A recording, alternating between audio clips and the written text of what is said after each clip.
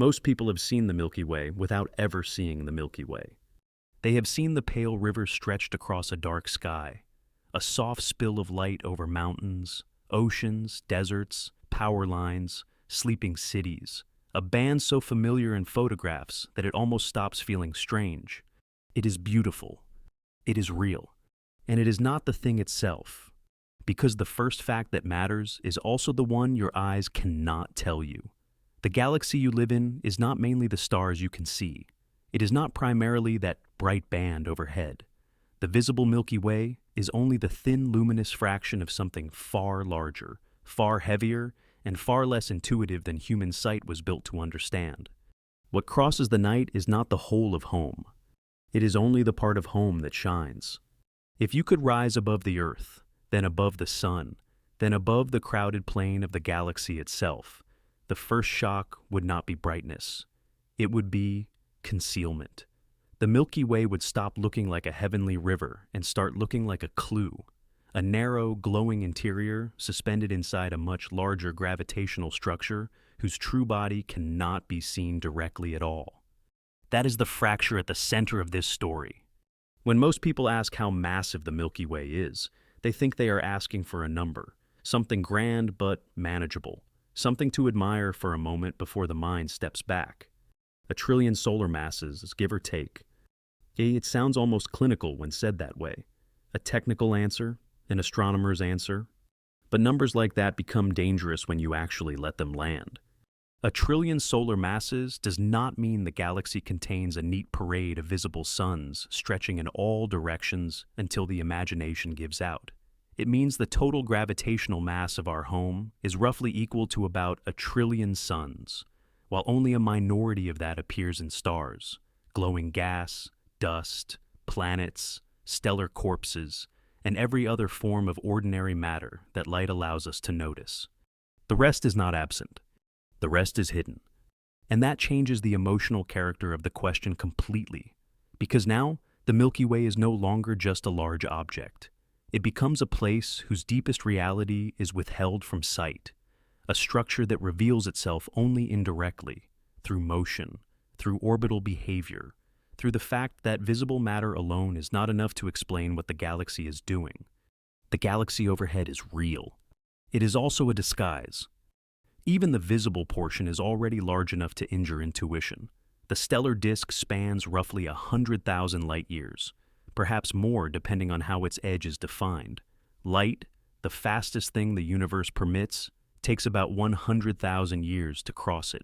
Not from galaxy to galaxy, not across intergalactic emptiness, across one galaxy, hours. So, even before the deeper problem arrives, scale itself begins to loosen the mind's grip. This is not a city of stars. It is not a celestial ornament. It is a rotating structure so wide that while light is still crossing from one side to the other, entire branches of human history appear and vanish below it, like sparks. And yet even that is still the smaller truth.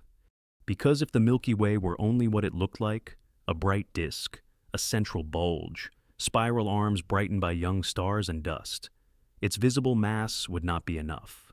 Not enough to account for the speeds of stars in the outskirts, not enough to explain the motions of satellite systems, not enough to keep the larger structure behaving the way it does.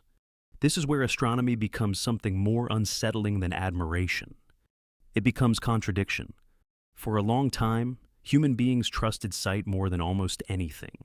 If something shaped the world, surely it should in some way appear within it. But galaxies do not obey that psychological preference. They obey gravity, and gravity has no obligation to be visually honest. Follow the light, and the Milky Way seems majestic. Follow the mass, and it becomes stranger. The stars are the easiest part to love because they are the easiest part to imagine. They give the galaxy texture. They give it sparkle, rhythm, visible form. They let the Milky Way feel like a place made of things we already understand. Suns, dust lanes, nebulae, drifting clusters, dark gaps between brightness. But light is not what makes a galaxy a galaxy. Mass does, gravity does, retention does, A galaxy is a structure because enough mass exists to bind motion across absurd distances and over absurd lengths of time. It is a system because gravity can hold gas against escape, guide stars through long orbital arcs, gather smaller objects into dependence, and preserve coherence across billions of years. The visible Milky Way gives us the face of that system. It does not give us its full body. That fuller body extends beyond the bright disk, beyond the spiral structure, beyond what an ordinary image suggests. A vast halo of dark matter surrounds the galaxy, dominating its mass budget while emitting no light of its own. We do not see it glowing in the sky. We infer it because the galaxy behaves as if it is there. And behavior, in astronomy, is evidence. A star in the outer galaxy does not care what we can see. It only cares about the gravity acting on it. If it moves too quickly to be explained by visible matter alone, then one of two things must be true. Either our understanding of gravity is incomplete in some profound way, or the galaxy contains far more mass than its shining parts reveal. Either possibility is a rupture. Either way, the old picture cannot survive. And this is why the Milky Way is a much richer object than the usual language of wonder allows. It is not merely enormous. Enormous is too easy. It is not merely beautiful. Beauty is only the entry point. The deeper truth is that our home galaxy is built on a mismatch between appearance and reality. The thing we inherit from the night sky is an image of light. The thing physics forces us to accept is an architecture of hidden weight. That hidden weight shaped everything. It deepened the gravitational well into which ordinary matter fell. It helped organize the long history of gas, stars, enrichment, collapse, and renewal that eventually made planets and bodies and observers possible. It helped determine what kinds of structures could survive, what kinds of orbits could remain stable, what kinds of futures the galaxy could hold. So, this is not just a story about a giant object overhead. It is a story about the limits of human intuition, about the fact that the universe does not present itself in proportion to what is fundamental, about the possibility that the most decisive parts of reality are often the least visible. And nowhere does that feel more intimate than here, because this is not some distant quasar or unreachable edge of the cosmos. This is the structure that contains the sun, the system inside which every human life has unfolded, the larger gravitational home of every ocean, every fossil, every city, every memory ever made on Earth. We live inside something whose true mass we cannot simply look at. That should alter the way the night feels. Because once that fact enters the mind, the Milky Way stops being a backdrop. It stops being a decorative band painted across darkness. It becomes evidence that reality is under no obligation to resemble the picture it first offers us. And the strangest part is that the galaxy gave this away, not through its glow, but through its motion. The Milky Way betrayed its invisible body by the way its stars refused to move as they should. That refusal is where the real descent begins. Because once you accept that the Milky Way is not what it looks like, the next question becomes unavoidable. If the stars we can see are only part of the story, how large is even that visible part? How far does the lit structure actually extend? And where, inside that vast rotating system, are we?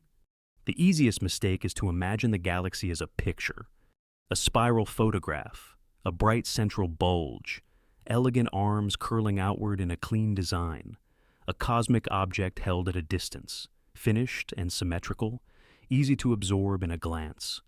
But nothing about living inside a galaxy feels like that.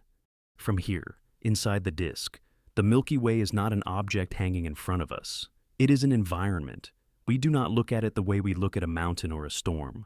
We are embedded in it, buried in one thin layer of its stellar body, orbiting within it, trying to infer the shape of the forest while standing among the trees. That alone should change the way scale is felt. The Milky Way's visible stellar disk stretches across roughly 100,000 light-years, perhaps more depending on where you place its fading edges. Numbers like that are too large to mean anything on first contact. So, the mind tries to reduce them. It hears light-year and quietly translates it into very far. But a light-year is not just far. It is the distance light travels in a year, nearly 6 trillion miles, or about 9.46 trillion kilometers. Multiply that by 100,000, and ordinary intuition does not merely weaken, it fails. You are no longer dealing with a large place. You are dealing with a scale that does not fit naturally inside a nervous system built to judge cliffs, rivers, weather, hunger, and daylight. So, astronomy has to do something unusual. It has to smuggle scale past the mind by converting it into time. Light, racing at about 300,000 kilometers per second, could circle Earth more than 7 times in a single second. It could leave the moon behind in just over a second. It reaches the sun in about 8 minutes. That already feels fast enough to belong to a different order of reality. And yet, to cross the visible breadth of the Milky Way, that same light would need around 100,000 years.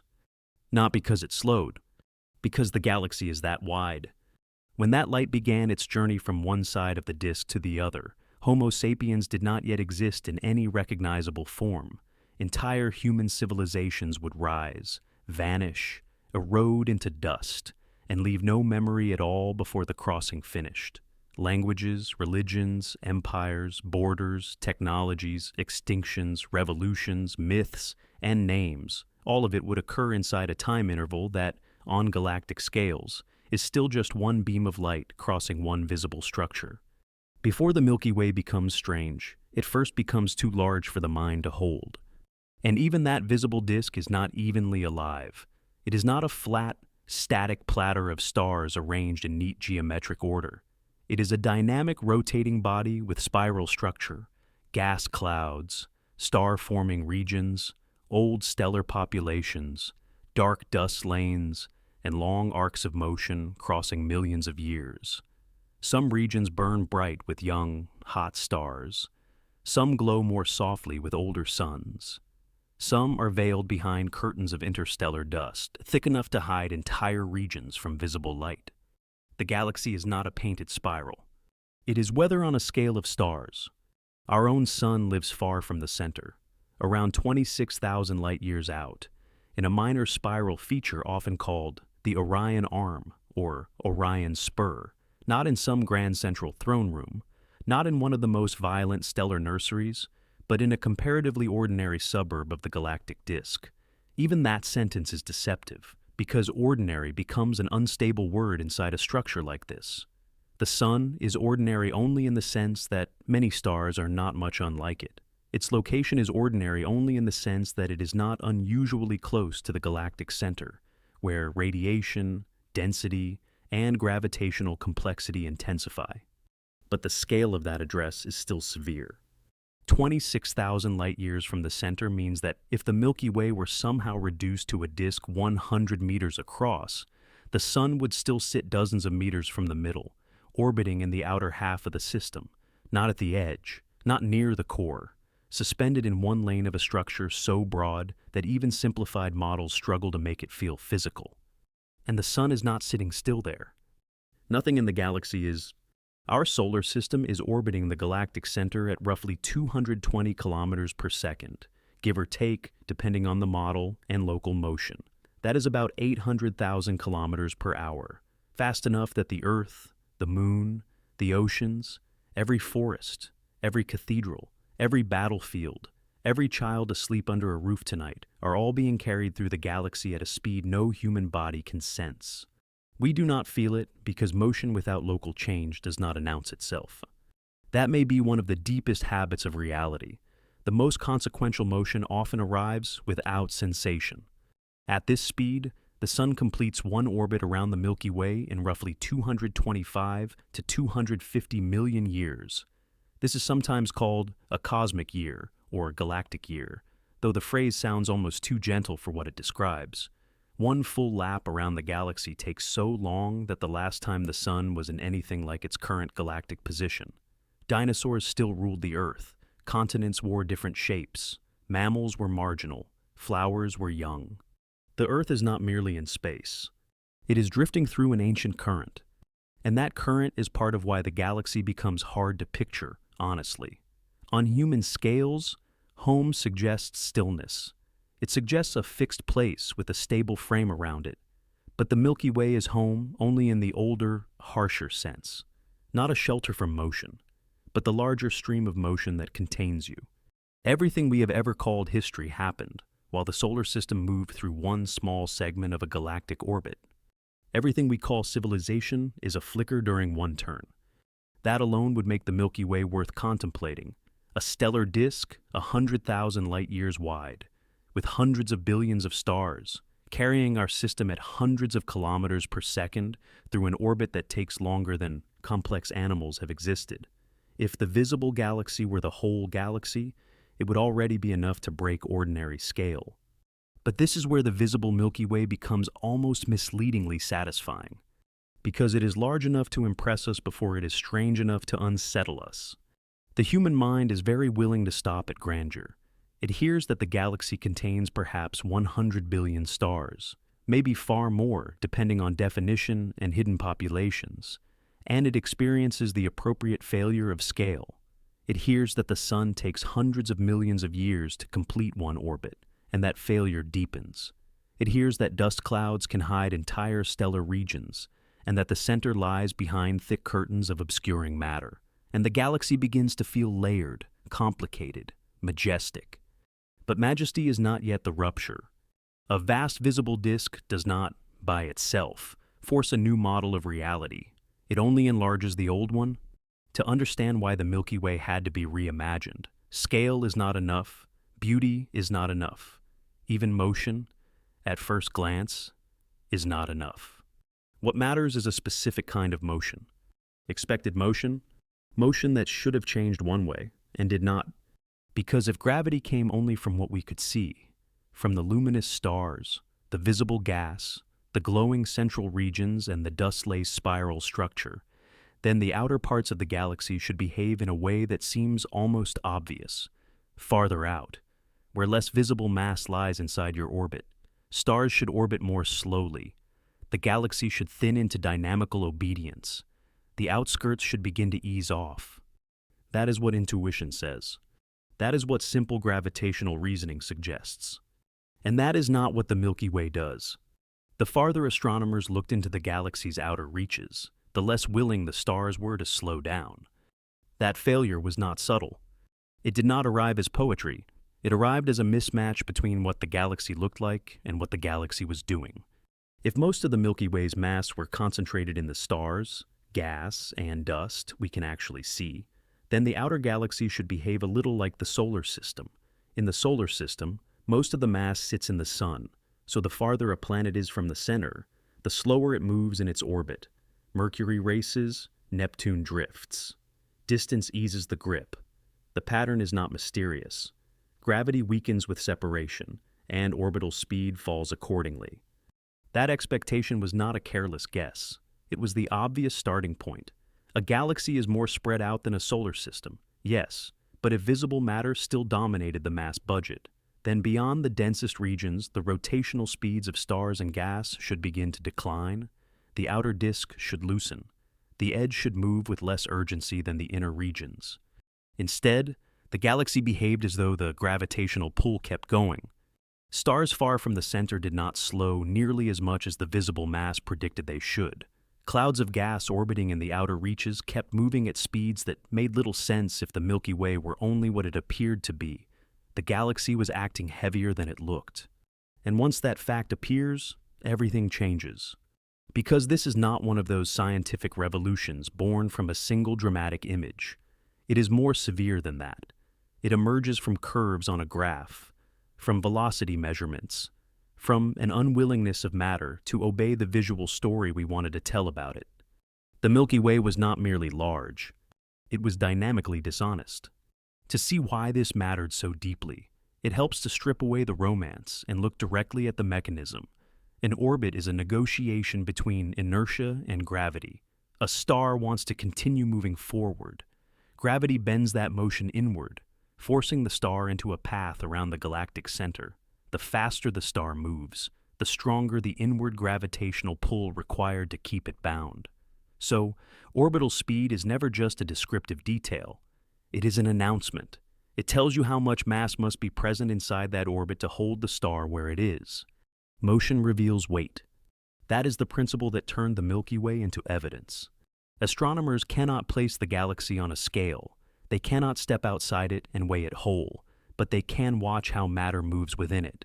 They can track the speeds of stars, gas clouds, globular clusters, and satellite galaxies. They can build a map of gravitational demand. And when they did, the demand exceeded what visible matter could supply. This is what a rotation curve really is, a portrait of how fast material orbits at different distances from the center. On paper, it sounds almost administrative. In reality, it is one of the cleanest instruments ever devised for exposing hidden structure. Because if the curve falls as expected, the visible mass might be enough. If it remains high, flatter than it should be, then the galaxy contains more mass than its light accounts for. And that is what happened, not just in the Milky Way, but across galaxies more broadly, again and again. The outer regions refused to behave like the outskirts of a system made only of visible matter. The stars kept circling too quickly. The gas stayed too fast. The gravitational field seemed to extend farther than the light had any right to justify. It was as if the galaxy had an invisible continuation beyond its brightness. Not a metaphorical continuation. A massive one. The first emotional consequence of this is easy to miss. People hear dark matter now, as if it were a familiar term, something already softened by repetition.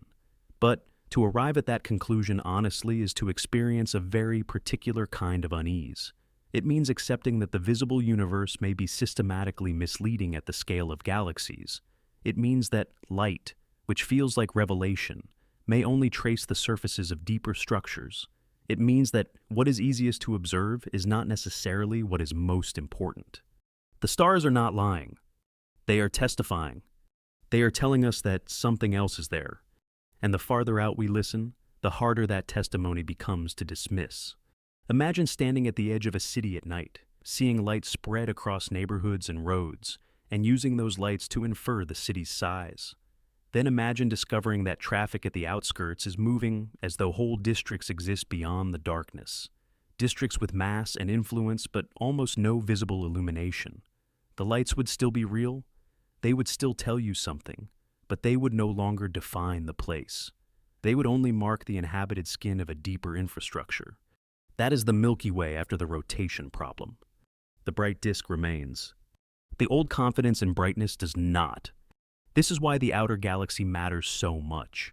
The center is spectacular. It is crowded, bright, and violent enough to command attention on its own. But scientific revolutions often begin not in the most dramatic regions, but in the places where expectation quietly fails. The outskirts of the galaxy should have been dynamically tame. Instead, they revealed the inadequacy of the visible model. And once you see that, the Milky Way stops feeling like a spiral picture and starts feeling like a gravitational question. How much mass is really there? Where is it distributed?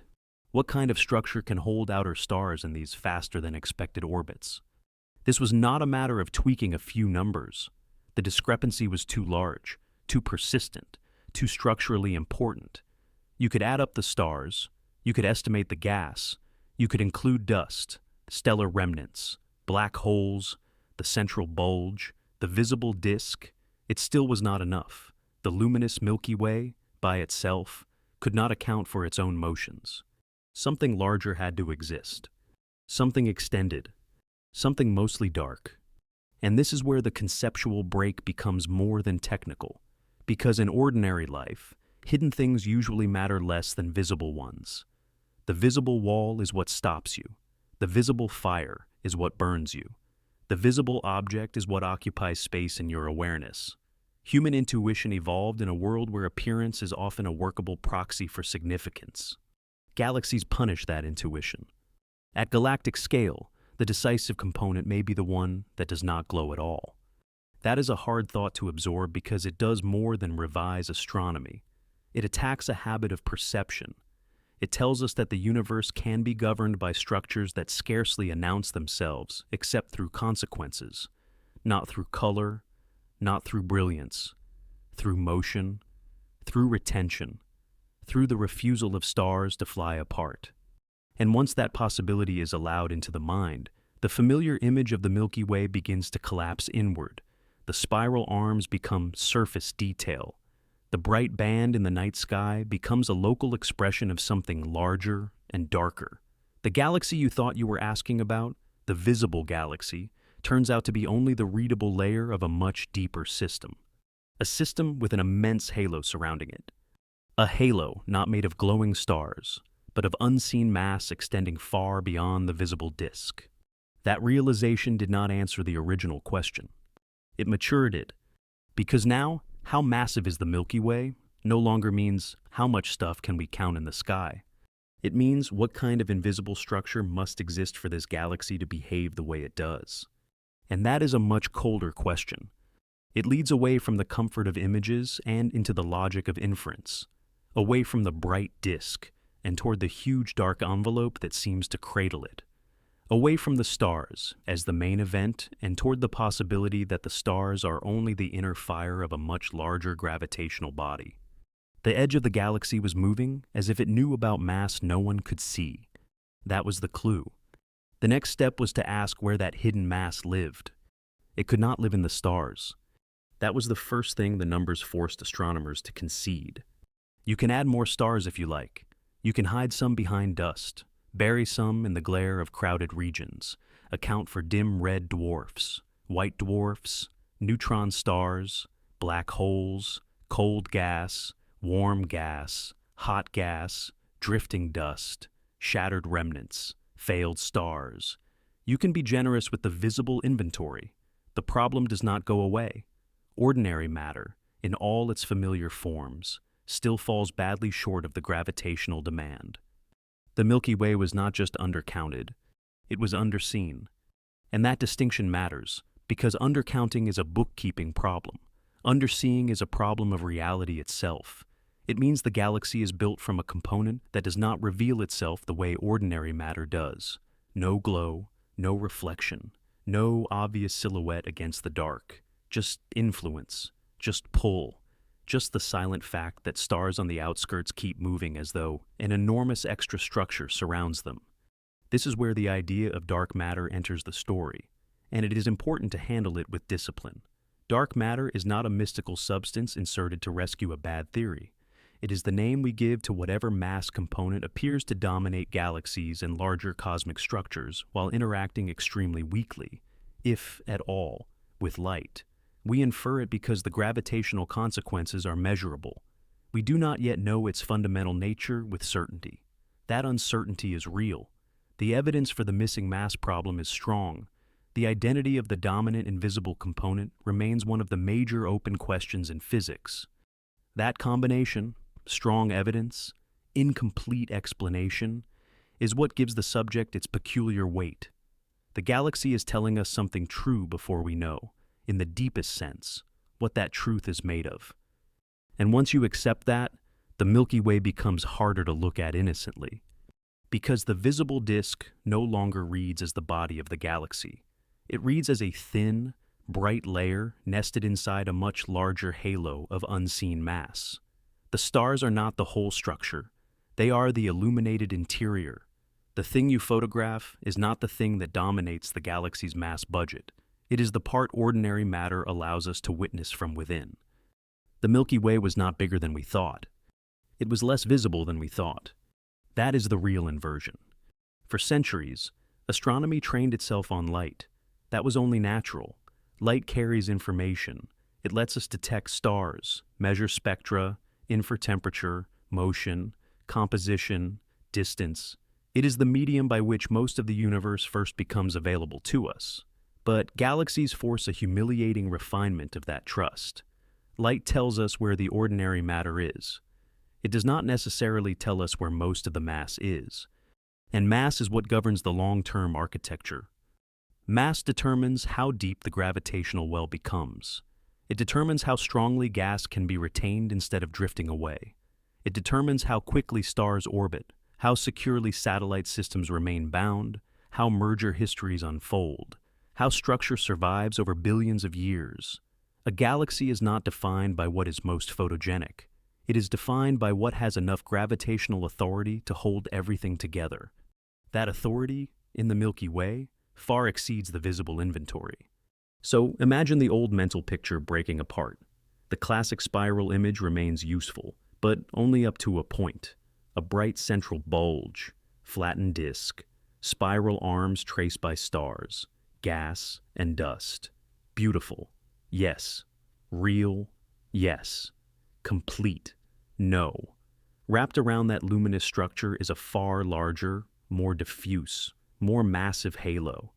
It does not end where the visible disk fades. It keeps going, beyond the arms, beyond the thin stellar body, beyond what unaided human perception would ever guess. A galaxy like ours does not sit naked in space. It sits inside an invisible weight. This is one of the most severe conceptual shifts in modern astronomy, because it changes what home means. It means the sun is not just orbiting within a flat river of stars. It is orbiting inside a nested structure, a visible galactic disk embedded in a massive dark halo. The Earth, the solar system, the entire history of life on this planet have unfolded inside a gravitational environment that is mostly not luminous. We do not live in a galaxy of light. We live in a galaxy whose light floats inside something darker. That sentence can sound more speculative than it is, so it is worth being exact. Dark matter is not directly imaged in the way stars are, but its presence is inferred from several overlapping lines of evidence, not just one. Galactic rotation curves are among the most intuitive. Motions of satellite galaxies help. Globular clusters help. The behavior of larger cosmic structures helps. Gravitational lensing in other systems helps. The broader cosmological picture strongly supports the conclusion that ordinary baryonic matter is only a minority component of the total matter content of the universe. The Milky Way appears to obey that larger pattern. Our galaxy is not an exception. It is an example, and that is what makes this more unsettling than a local anomaly. If the Milky Way alone required some strange accounting trick, the mind might quarantine the problem. One weird galaxy, one messy data set, one local inconvenience. But that is not the situation. The same basic discrepancy appears again and again across galactic scales. The luminous parts do not carry enough weight to explain the motions we observe. The pattern is too durable to dismiss. The hidden mass is not an embarrassing footnote. It is part of the universe's architecture. Still, it is worth pausing on the emotional difficulty of this. Human intuition is deeply visual. We feel that seeing is a form of possession. If we can see the thing, we have at least partial command over it. The Milky Way violates that comfort. The more honestly it is measured, the more it withdraws from the visible image. The sky gives us a band of stars. Physics gives us a much larger invisible system. The two are not enemies. One is the readable surface. The other is the governing depth. And depths like that change how scale should be felt. 100,000 light-years across is already beyond the body's ability to imagine. But now, the body of the galaxy, in the gravitational sense, is larger still. The visible stellar disk is no longer the edge of significance. It is only where the light becomes scarce. The real structure continues into a vast dark halo whose extent stretches far beyond the shining plane. So, the Milky Way does not merely become wider. It becomes layered, nested, built like something whose most important part cannot be drawn with brightness. This is where the question of mass stops sounding numerical and starts sounding architectural. How massive is the Milky Way? Massive enough that the stars do not define it. Massive enough that visible matter cannot account for its behavior. Massive enough that the galaxy must be understood as two overlapping realities. The luminous one we inherit from the sky, and the deeper gravitational one we infer from motion. That second reality is colder, but in some sense more truthful. The glowing disk is what the galaxy looks like from the inside. The halo is what the galaxy is, dynamically, on larger scales. One offers image, the other offers explanation. An explanation has a way of stripping sentiment from familiar things.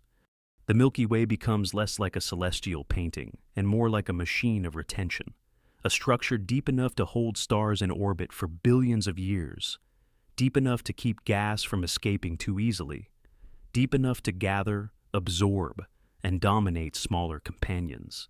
deep enough that its visible contents are only the bright matter settling into the center of a larger dark well. That last idea is the key. The visible galaxy did not simply appear in isolation. Ordinary matter fell into an existing gravitational framework. Gas cooled, collapsed, formed stars, enriched itself through stellar death, formed new stars again, built disks and bulges and planets and chemistry. But underneath that luminous history sits the larger potential well, the hidden scaffolding that made so much of the visible structure possible in the first place. The stars are not the body of the galaxy. They are what happened inside its gravity. And once that becomes clear, the next question is no longer whether the Milky Way has a dark halo. It is how large that halo must be, and what it means to belong to a home whose largest component never had to shine at all. The scale of that halo is where the mind begins to lose the galaxy entirely. Because once you stop treating the visible disk as the edge, the Milky Way no longer resembles the object most people carry in their heads. The glowing band in the night sky suggests something flattened, finite, almost containable in imagination. Even the photographed spiral suggests a graceful, bounded system, bright center, starry arms, darkness beyond. But the dark halo does not respect that picture. It swells far past the luminous structure, surrounding it in all directions, extending outward into distances where the galaxy's visible identity begins to dissolve.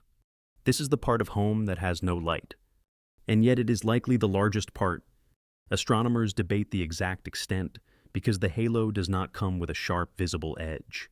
That is one of the difficulties of dealing with something inferred rather than directly imaged. A stellar disk can be photographed. A bright nebula can be outlined. A central bulge can be mapped. A dark matter halo has to be reconstructed from consequences. The motions of stars in the outskirts, the trajectories of satellite galaxies, the behavior of globular clusters, the shape of the Milky Way's gravitational field. So, any statement about its size carries some uncertainty in the details. But uncertainty here does not mean weakness. It means scale without a neat border. The halo likely reaches several 100,000 light-years from the galactic center, and in some models, its influence extends farther still. Even the conservative versions of that picture are enough to break the old mental map. The visible disk, for all its immensity, becomes only the denser inner region of a much larger gravitational domain, a brilliant, rotating interior nested inside an enormous dark sphere of influence. The galaxy we can see is not the galaxy in full. It is the lit center of a larger invisibility. This is why the language of outer edge becomes so slippery. The visible galaxy has edges of a sort. Starlight thins, gas becomes patchier, spiral structure loses clarity. But the gravitational galaxy keeps going. The halo does not simply stop because the eye runs out of brightness.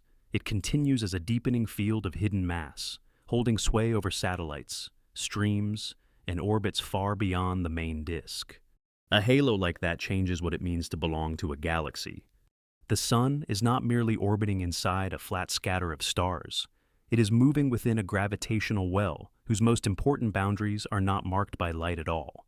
The Earth, every ocean tide, every fossil bed, every language ever spoken, every civilization that imagined itself central, all of it has unfolded inside one small interior region of a structure vastly larger than the visible Milky Way suggests. The stars are local. The halo is home. And that is a harsher, stranger thought than the usual rhetoric of galactic beauty allows. Because beauty is often tied to visibility. We are moved by the dust lanes, the spiral arms, the crowded center, the cold burn of distant stars. Those things deserve the response they provoke. But once the halo enters the story, admiration alone stops being enough. The galaxy becomes less like an image and more like a hierarchy. A system in which what glows is not what dominates. A structure in which the visible matter is precious, intricate, and physically consequential, yet still subordinate to a larger mass component that remains almost completely hidden from direct sight. To feel the difference properly, it helps to think in terms of shape. The luminous Milky Way is flattened, disk-like, organized by rotation. A spiral structure appears because gas and stars move through long dynamical patterns inside that rotating plane. That is the familiar part. The halo, by contrast, is much more spheroidal, not a bright wheel, but a vast, diffuse envelope. So the galaxy is not simply bigger than it looks. It is built differently than it looks. The visible portion trains us to imagine a thin stellar system. The total mass distribution forces us to imagine a much larger three-dimensional structure around it. This is not a decorative correction. It is a change in ontology. The Milky Way is not fundamentally a band. It is a halo with a band inside it. Once you say it that way, many things start to sharpen. Satellite galaxies orbiting the Milky Way make more sense if they are moving through this larger gravitational envelope. Stellar streams, the elongated remnants of smaller systems pulled apart by the Milky Way's gravity, become evidence not just of local disruption, but of a deep, extensive field capable of stretching and consuming whole structures over cosmic time. Globular clusters far from the disk are no longer odd ornaments in the outskirts. They are tracers, moving through the halo and helping reveal its mass. The hidden structure announces itself by what it can hold and what it can destroy. This is one of the reasons the halo matters so much scientifically. It is not merely an extra layer added on top of the visible galaxy. It is the larger framework within which the visible galaxy lives its entire life. It helps determine what matter remains bound, how mergers unfold, how smaller companions are captured, how gas settles, how disks survive, how structure grows over billions of years.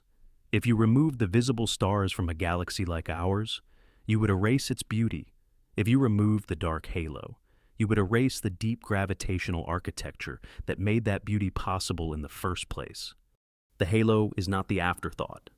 The disk is. That is not quite the order in which human beings discovered it, but it is the order in which the physics begins to feel more honest. We started with the stars, because stars are what we could see. We built pictures from light, because light is what arrives. Only later did motion force us to admit that the visible galaxy was the bright consequence of something larger and darker underneath. And the more this larger structure comes into focus, the more insulting it becomes to ordinary intuition.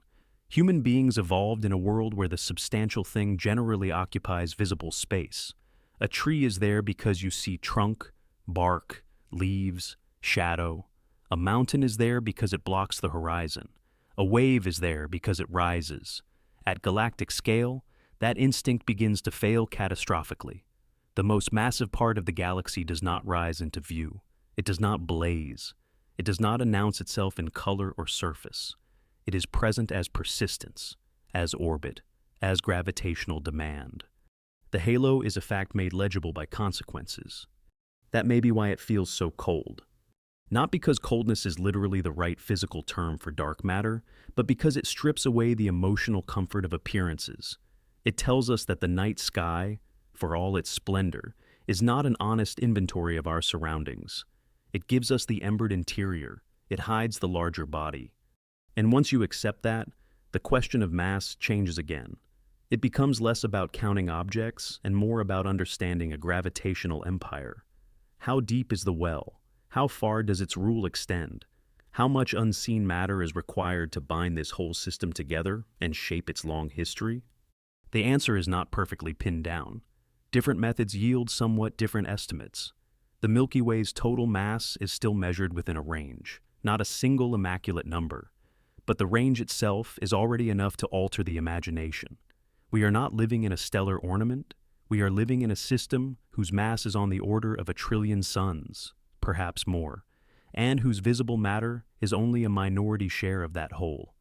This is what makes the halo such a powerful midpoint in the mental descent. Up to this point, the Milky Way could still be mistaken for a very large visible thing with some hidden complications, but the halo makes the hidden part dominant. It forces the viewer to stop treating dark matter as an add-on and start treating it as the largest known component of the galaxy's mass budget. The stars are not the body of the galaxy. They are the light caught inside its gravity. And once the galaxy is understood that way, the phrase 1 trillion solar masses stops sounding like an astronomical curiosity. It starts sounding like a physical condition, a deep gravitational fact that determines what the Milky Way can hold, what it can build, and what it can remain. Which means the next question is no longer where the hidden mass is. It is what that kind of mass actually does. What that kind of mass does is easy to underestimate, because mass in astronomy often arrives disguised as a number, a figure in a paper, a range in a model, an estimate pinned to error bars. It can sound abstract even when it is describing the deepest physical fact about a galaxy. But mass is never just an amount. It is a condition. It is what decides whether a galaxy can keep the raw material of future stars, whether smaller systems remain bound or drift away, whether gas cools into structure or thins into loss, whether a luminous disk can survive for billions of years inside a dark gravitational well. Mass is not only what a galaxy contains, it is what a galaxy is allowed to become. So, when astronomers say the Milky Way has a total mass on the order of 1 trillion suns, they are not merely describing scale. They are describing authority, gravitational authority, the ability of this system to hold, organize, and shape matter over spans of time so long that human history disappears inside them. A galaxy with far less mass is a different kind of place. Its grip is weaker, gas escapes more easily. Star formation can become less sustained. Encounters with larger neighbors can be more destructive. Small changes in total mass ripple outward into long-term consequences. The Milky Way is massive enough to keep going. That is what the number really means. It means our galaxy possesses a gravitational reservoir deep enough to bind hundreds of billions of stars, huge stores of gas, swarms of globular clusters, streams of tidal debris, and a retinue of smaller satellite galaxies. It means the system has held onto enough matter for long enough to build repeated generations of stars, each generation changing the chemistry of the next. It means the galaxy has not only endured, it has continued to process matter into new forms over cosmic time. Mass gives the galaxy memory. Without that deep gravitational well, the Milky Way would not keep recycling itself so effectively. Gas heated by stellar explosions could escape more readily. Material pulled loose by energetic events would be lost more easily to intergalactic space. The slow chemical enrichment that made rocky planets possible would unfold differently, perhaps more thinly, perhaps less productively. The familiar visible galaxy depends on an invisible ability to retain.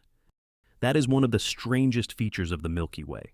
So much of what is vivid about it depends on what never needed to shine. Look at the ordinary matter we know best.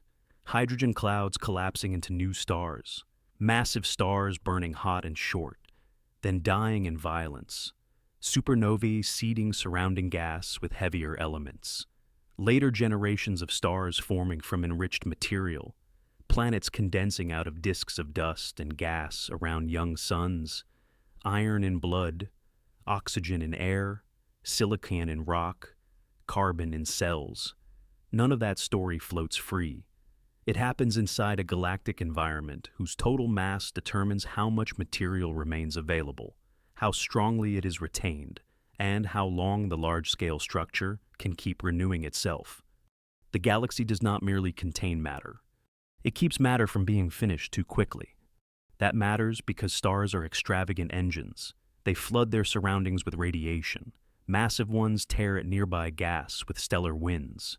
When they die, they do not leave quietly. Supernova explosions hurl material outward at enormous speed. On smaller scales, this looks like dispersal, like violence, like loss. But on galactic scales, whether that ejected material truly escapes depends on the depth of the system holding it. And the Milky Way is deep. Not infinitely deep, not so massive that nothing ever leaves. Galaxies breathe, they lose material, they accrete more. They cycle gas between dense clouds, hot halos, and diffuse interstellar phases. But the larger the mass of the system, the stronger its claim on the matter trying to leave it. A massive galaxy can rework its own debris. It can keep enough of its substance close enough for future structure to emerge. Mass is what lets a galaxy keep becoming itself. That is the less obvious meaning of the Milky Way's scale, not mere bigness, persistence. The ability to remain a coherent site of star formation, enrichment, orbital order, and structural evolution across billions of years. And once you see that, the phrase "a trillion solar masses" becomes less decorative and more severe. It is not just an answer to a child-scale question. It is the physical reason the galaxy has enough hold to be historically alive. This is also why the visible disk, for all its beauty, cannot be understood in isolation. The disk is where much of the luminous drama happens. Spiral structure, molecular clouds, newborn stars, glowing nebulae, dark dust lanes, long-lived stellar populations. This is the theater of visible galactic life, but the disk is not self-sufficient. It sits inside a deeper gravitational system that helps determine how durable that theater can be. The stars are not only orbiting, they are inhabiting a well. And the depth of that well shapes everything from rotation speeds to the long retention of baryonic matter. It influences how gas settles into the plane, how mergers are absorbed, how tidal streams stretch, how satellites move, how long the Milky Way can keep making stars at all. Even when astronomers speak carefully, as they must, about uncertainties in the exact total mass, the broad truth remains intact. This galaxy is massive enough that its visible history is inseparable from a much larger invisible framework. That framework is not static in the poetic sense. It evolves, it grows, it helps gather smaller systems, it shapes future encounters. But it is stable enough, over the time scales that matter here, to act like the underlying basin into which the visible galaxy has settled. Imagine rain falling for ages into a landscape whose valleys determine where rivers form. The water is bright, moving, visible. The land beneath is darker, slower, structural. If you only watch the glitter on the surface, you might think the visible flow was the whole event, but the shape of the basin decides where everything can go. In a galaxy, luminous matter is the visible current, total mass is the basin. And the Milky Way's basin is immense, which is why even the future of the galaxy is already partly written into its mass. A system this heavy does not simply sit under its own stars. It interacts gravitationally with companions. It pulls on nearby dwarf galaxies. It distorts them, absorbs them, strips them into streams, gathers their stars into the halo, and incorporates their matter into its own longer story. Mass does not just preserve a galaxy, it gives a galaxy reach. The Milky Way can hold. The Milky Way can gather. The Milky Way can feed. Those are not separate ideas. They are different expressions of the same physical condition. A galaxy with a trillion solar mass scale gravitational structure becomes a place where capture, recycling, enrichment, and survival can all proceed on staggering timescales. The visible stars tell us this story in flashes, clusters, streams, chemical fingerprints, orbital patterns. But the deeper continuity belongs to the gravity underneath. This is also where the question of home becomes less comforting. People often imagine our galaxy as a serene address, a vast but stable neighborhood of stars. Yet, mass at this scale is not gentle. It is what permits long order, yes, but also long violence. The same gravitational depth that helps the Milky Way retain gas and build stellar generations also allows it to seize smaller systems and tear them apart over time. It gives the galaxy endurance. It also gives it appetite. A trillion suns worth of gravity is not scenery. It is power. And that power has a history. The Milky Way did not emerge fully formed, with its stars neatly arranged and its halo patiently waiting around them. It became what it is through accumulation, collision, absorption, and slow self-organization. The mass we measure now is not just what the galaxy has. It is what the galaxy acquired, kept, and integrated across cosmic time. Which means the next layer of the story is no longer about what the Milky Way weighs.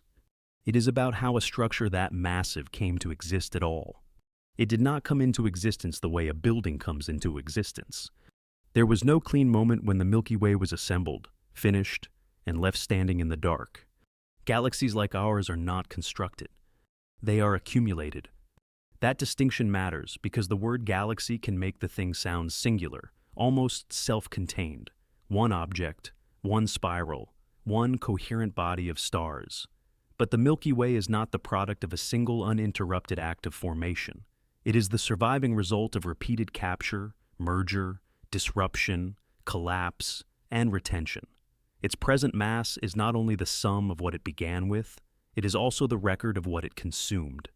And some of that record is still visible. Not as neat historical chapters, but as debris. Long rivers of stars arc through the halo, where smaller galaxies were pulled apart by tidal forces and stretched into streams. Ancient stellar populations move on unusual orbits, carrying the chemical fingerprints of origins outside the main disk. Globular clusters inhabit the outer reaches like relics from a rougher age. The halo itself is not just an empty spherical volume around the galaxy. It is haunted by memory. A large fraction of what we call the Milky Way's outer structure was built through the absorption of smaller worlds. Our galaxy was not assembled. It was accumulated. That may be the most honest sentence in its biography. Because once a dark matter halo becomes massive enough, it does not merely hold onto its own material. It begins to exert authority over nearby systems. Smaller galaxies fall toward it. Some pass by and escape. Some are distorted and stripped. Some spiral inward over time, losing stars and gas along the way until their original identity is diluted into the larger body. Their remains do not vanish cleanly. They are stretched, mixed, and folded into the Milky Way's halo and disk, like old structures ground into new terrain. This is not unusual violence. It is ordinary galactic history. One of the great emotional corrections astronomy keeps forcing on us is that stability is often only the visible surface of long disturbance. The Milky Way looks majestic now, partly because its current form is the cooled result of ancient unrest. Underneath the serene night band lies a record of collisions and cannibalism spread across billions of years. And that record is not speculative in the loose sense.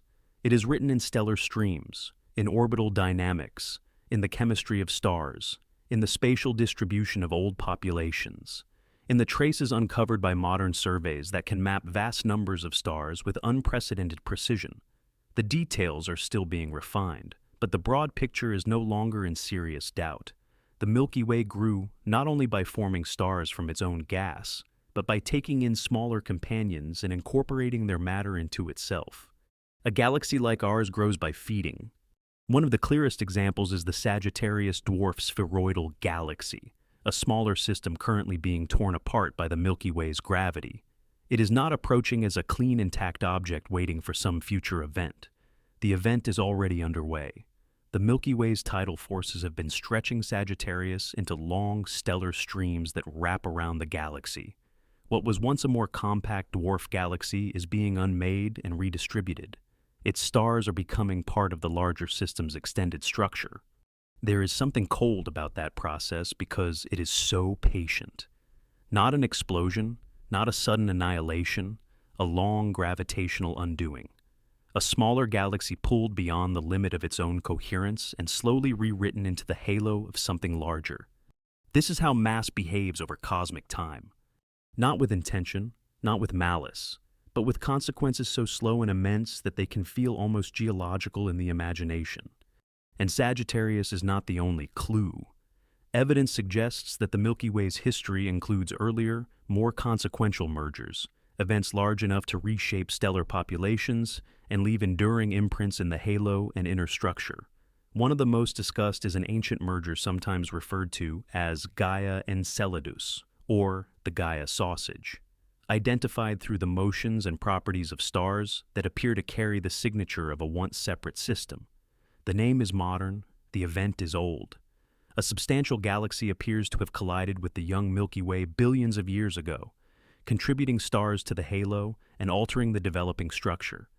The details of these reconstructions continue to be refined, as they should be. Science at this scale is not a courtroom revelation, it is a convergence of evidence. But the convergence is strong enough to change the emotional truth of the Milky Way. It is not simply a star factory that happened to become large. It is a survivor of repeated incorporations, a structure that became what it is by gathering, keeping, and metabolizing other structures.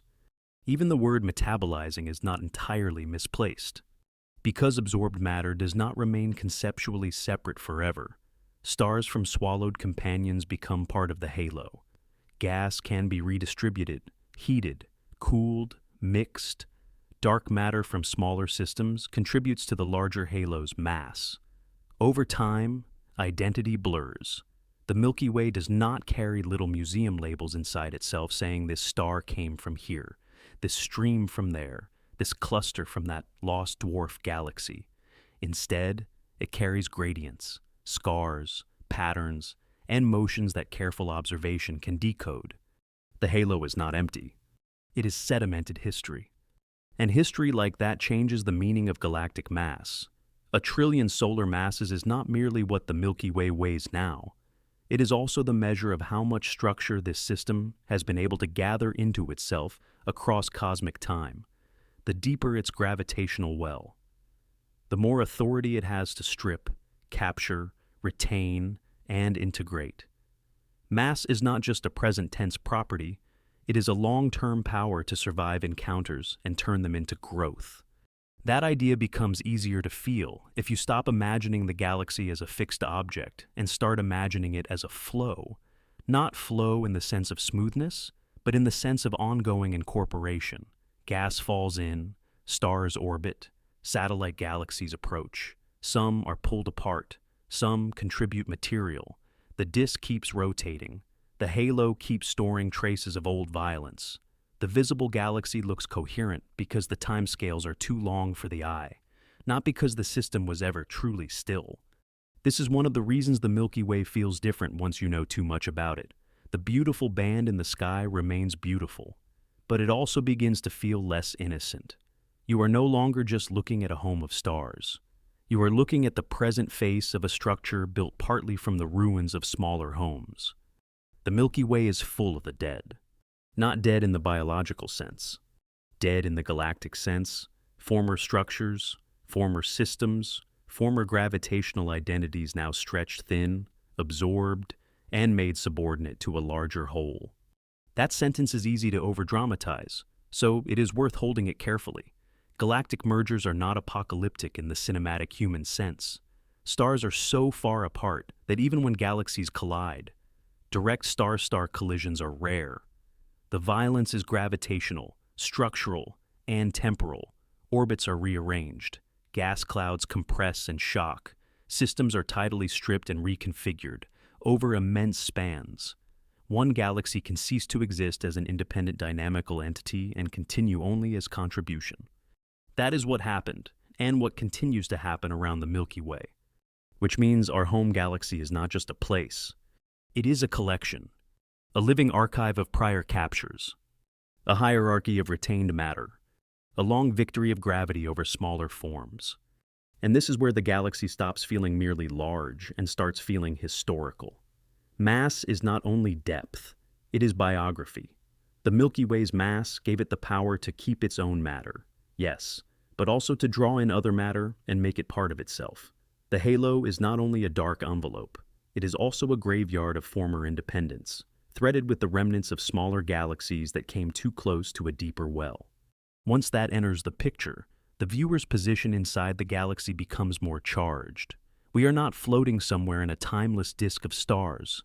We are living in one interior district of a system shaped by ancient acquisitions and still carrying their aftermath. Which raises a more intimate question. Where exactly are we inside this accumulated structure? And what does that location really mean? Far enough from the center to mistake the galaxy for scenery. That may be one of the quiet luxuries of our position. If the solar system were buried deep in the crowded inner regions of the Milky Way, the night sky would feel less serene and less forgiving. The density of stars would rise. Radiation environments would grow harsher. Gravitational encounters would become more common. The central galaxy is not uninhabitable in any simple sense, but it is dynamically and energetically more severe.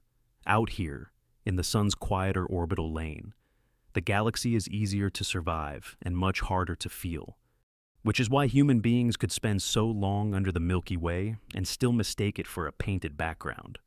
We live in the Orion Spur, a minor spiral feature between larger arms, roughly 26,000 light-years from the galactic center. That address sounds precise, But in emotional terms, it is almost impossible to hold. We are not near the middle. We are not near the edge. We are embedded in the outer half of the visible disk, orbiting within one relatively modest stretch of structure inside a much larger galactic system. The Earth is not central. It is provincial. And that provinciality may be part of why the galaxy could become a home at all. From here, the Milky Way does not present itself as a grand spiral. It presents itself as a band because we are inside the disk looking through its crowded plane. When you stare into that river of light, you are looking along the thickness of the stellar structure rather than across it. Countless unresolved stars pile into the line of sight. Dust obscures some regions and reveals others. Dark lanes cut through brightness. The sky becomes a side-on view from inside the machine. That perspective is beautiful. It is also profoundly misleading, because interior perspectives always are. A person inside a cathedral can admire stone, shadow, arches, stained glass, candlelight, but they cannot, from one standing point, grasp the structure in full. They feel volume without owning the blueprint. We are like that inside the Milky Way. We inhabit one region of the architecture and mistake the view from there for the thing itself. Our solar system has been moving through this structure for billions of years. The Sun formed around 4.6 billion years ago, from gas already enriched by previous stellar generations. Since then, it has completed roughly 20 or so orbits around the galactic center. Not hundreds, not thousands. Just a few dozen long passages around the same larger gravitational core. The entire history of the solar system, from the formation of Earth to the rise of mammals to the writing of laws and poems and equations, fits inside a small number of galactic laps. That should make time feel less domestic. A galactic orbit takes roughly 225 to 250 million years. One trip, one circuit through the larger current. The last time the Sun occupied anything like its present position in the Milky Way. The world belonged to dinosaurs. Not metaphorically, literally. Continents were arranged differently. Mammals were background creatures. The sky held birds, but not cities. There were no human languages, no instruments, no memory. Since then, the solar system has moved through another enormous arc of the galaxy, quietly carrying Earth and every future possibility on its way. Earth does not sit in the galaxy. It drifts inside a current older than animals. That line is not poetic excess. It is a correction. Home, in human terms, implies fixity, walls, ground, return. But the Milky Way offers a more ancient version of home. Not a place outside motion, but the motion large enough to contain you. We do not merely exist in a galaxy, we are being carried by one. And the carrying is not gentle in any sentimental sense. The Sun moves around the galactic center at roughly 220 kilometers per second.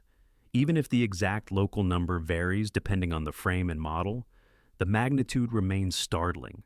The Earth, as you read or listen to this, is not only spinning on its axis and orbiting the Sun, it is also participating in a much larger sweep around the center of the Milky Way. Your body does not register this. No pressure announces it.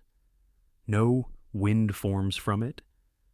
Nothing in ordinary sensation tells you that the planet is moving through the galaxy at hundreds of kilometers each second. The most consequential motion often arrives without feeling.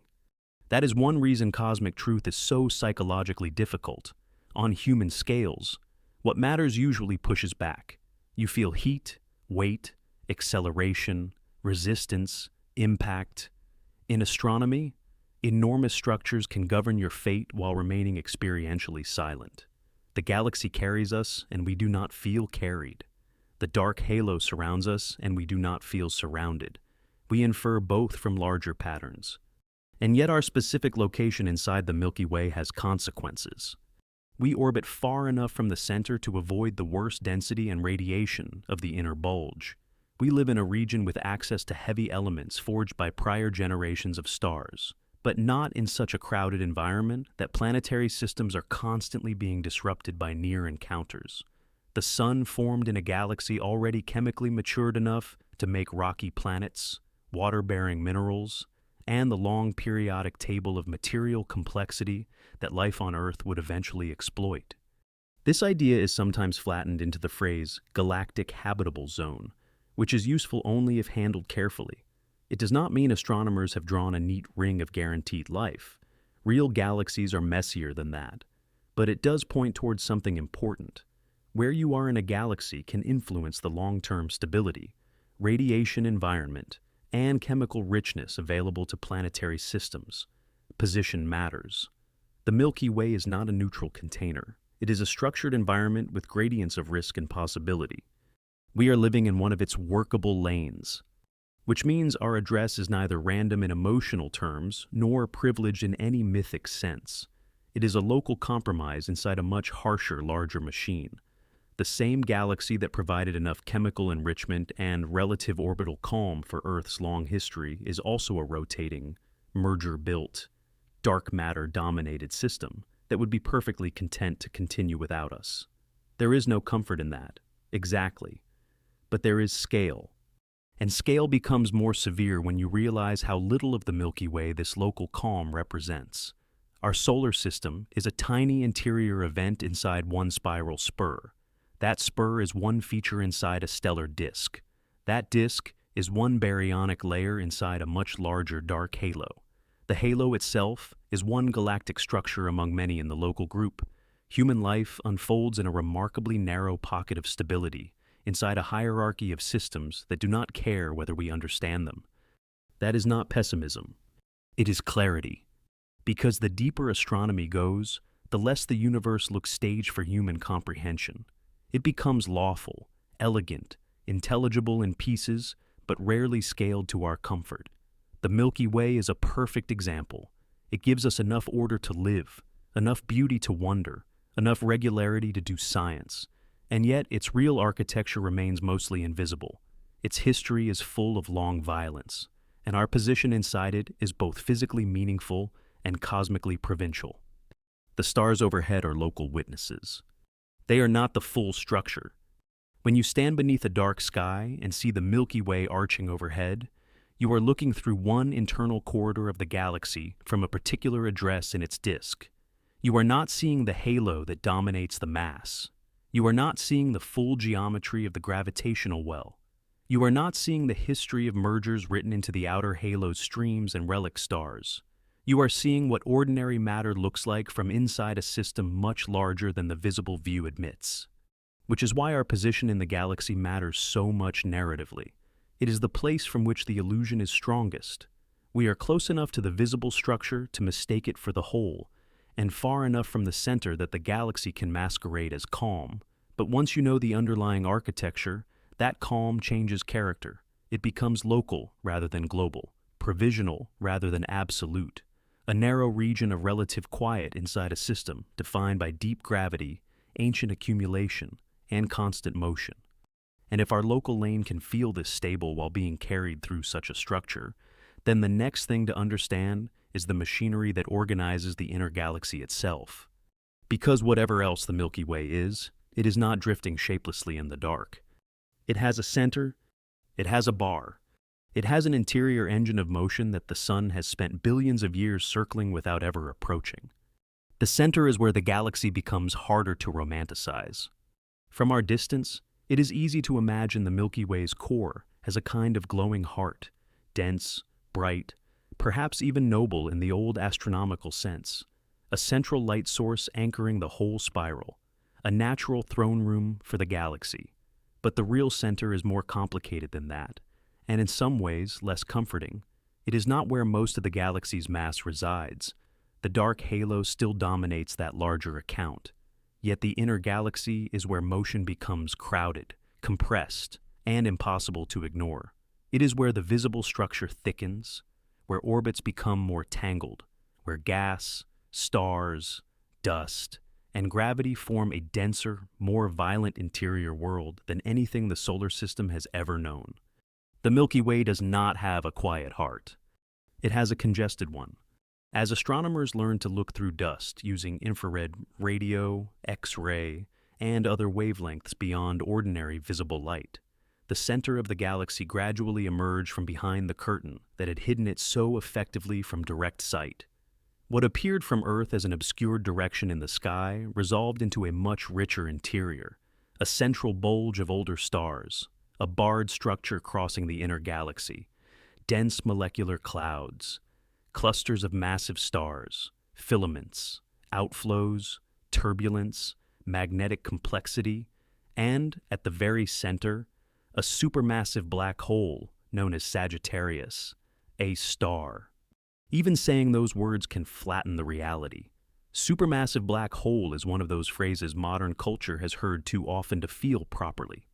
But Sagittarius A star contains about 4 million solar masses compressed into a region so small, in galactic terms, that stars near it can be seen whipping around in tight, rapid orbits. This is not a theoretical placeholder anymore. Astronomers have tracked those stars over years and watched gravity itself draw the map. Their paths reveal an invisible central mass so concentrated that the black hole interpretation is overwhelmingly compelling. The center of the galaxy is not a metaphor. It is a gravitational fact. And yet here again, perspective matters. 4 million solar masses is extraordinary on local scales. It is enough to dominate the innermost region and create orbital conditions unlike anything in our neighborhood. But in the context of the Milky Way's total mass, Sagittarius. A star is not the galaxy's main weight. It is important, dramatic, and central in the geometric sense. But it does not explain the outer rotation problem. It does not substitute for the dark halo, and it does not outweigh the galaxy's much larger stellar and dark matter structure. This is an important correction, because black holes are so psychologically vivid that they can distort the story. People hear supermassive black hole at the center and instinctively treat it as the main answer to the galaxy's mystery. It is not. The center matters because it organizes the inner dynamics and gives the galaxy a concentrated interior engine of motion. But the Milky Way is not a whirlpool around a black hole alone. It is a layered gravitational system in which the inner black hole, the bulge, the bar, the disk, the gas, and the halo all belong to different levels of structure. The heart of the galaxy is not where most of the mass is. It is where motion becomes impossible to ignore. That motion is not random. One of the most striking features of the inner Milky Way is the galactic bar, an elongated structure of stars extending across the central region. This bar is not a decorative quirk. It is a dynamical feature that helps redistribute matter and angular momentum within the galaxy. It channels gas inward. It shapes orbital families. It influences the spiral structure and the flow of material through the disk.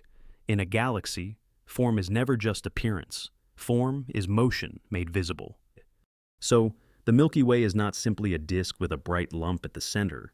Its inner structure is more like a rotating, asymmetric engine, with stars moving along characteristic orbits through a barred potential, gas responding to those forces, and the central regions becoming sites of compression, turbulence, and occasional bursts of activity.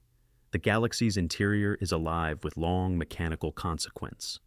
And the word mechanical is worth holding on to, not because it makes the galaxy cold in a reductive way, but because it rescues the subject from sentimentality. The center is not luminous because it is spiritually important. It is luminous because stars are dense there, because gas dynamics become intense, because matter falls deeper into the central potential, because the machinery of a barred spiral galaxy creates conditions unlike those in our quieter orbital lane. That is part of what makes our own location so revealing. We live far enough from the center that this machinery is easy to forget. We orbit in a region where the sky can still feel open, where the local stellar density is comparatively modest, where Earth has had time to evolve in relative calm. But all the while, 26,000 light-years inward, the galaxy's inner regions have been crowded, hot, dust-thick, and dynamically severe. The sun circles this interior engine the way a distant neighborhood circles the unresolved authority of a city it never visits. Every galactic orbit we complete is a circumambulation of that center. Yet the center is not a single simple place. It contains layers within layers. The bulge itself is rich in old stars. a dense central population whose history records earlier phases of galactic evolution. The bar cuts through the inner structure and affects how matter moves. The central molecular zone hosts large reservoirs of gas and dust, raw material for future stars under conditions far harsher than the local interstellar medium around the Sun. Massive stellar clusters flash and fade in the region. Magnetic fields thread through the interior. Outflows and past episodes of energetic activity have left signs that the center has not always been as relatively subdued as it appears today. In other words, the center is not merely crowded. It is historically active. Even Sagittarius A star, quiet by the standards of some supermassive black holes in other galaxies, is not best understood as a dead object. It is a deep gravitational anchor that can flare when material falls inward. And there is evidence the Milky Way's central regions have seen more energetic episodes in the past. The galaxy's center breathes on timescales and with energies that human intuitions struggle to naturalize. But for all that drama, the most important lesson of the center may be structural rather than spectacular. The Milky Way is not a passive collection of stars. It is an organized rotating system with differentiated internal machinery. The bar helps move matter. The bulge records old stellar history. The central black hole marks the deepest local gravitational concentration. The inner gas responds, shocks, collapses, and forms stars under conditions unlike those in the outer disk. All of it is connected by motion. All of it is taking place inside the larger gravitational architecture supplied by the galaxy's total mass. The center, then, is not the whole explanation. It is the concentrated expression of one part of the explanation. That matters because it keeps the viewer's map honest. The galaxy does have an interior engine, but not a single master key. The black hole is real, but not the source of all galactic behavior. The bar is crucial, but not the whole architecture. The bulge is ancient and dense, but still only one luminous component inside a much larger system. Every time we try to reduce the Milky Way to one dramatic object, the galaxy resists. It is built hierarchically. Inner dynamics nested inside disk dynamics nested inside halo dynamics, each scale shaping the next. And perhaps that is why the center feels so compelling in the imagination.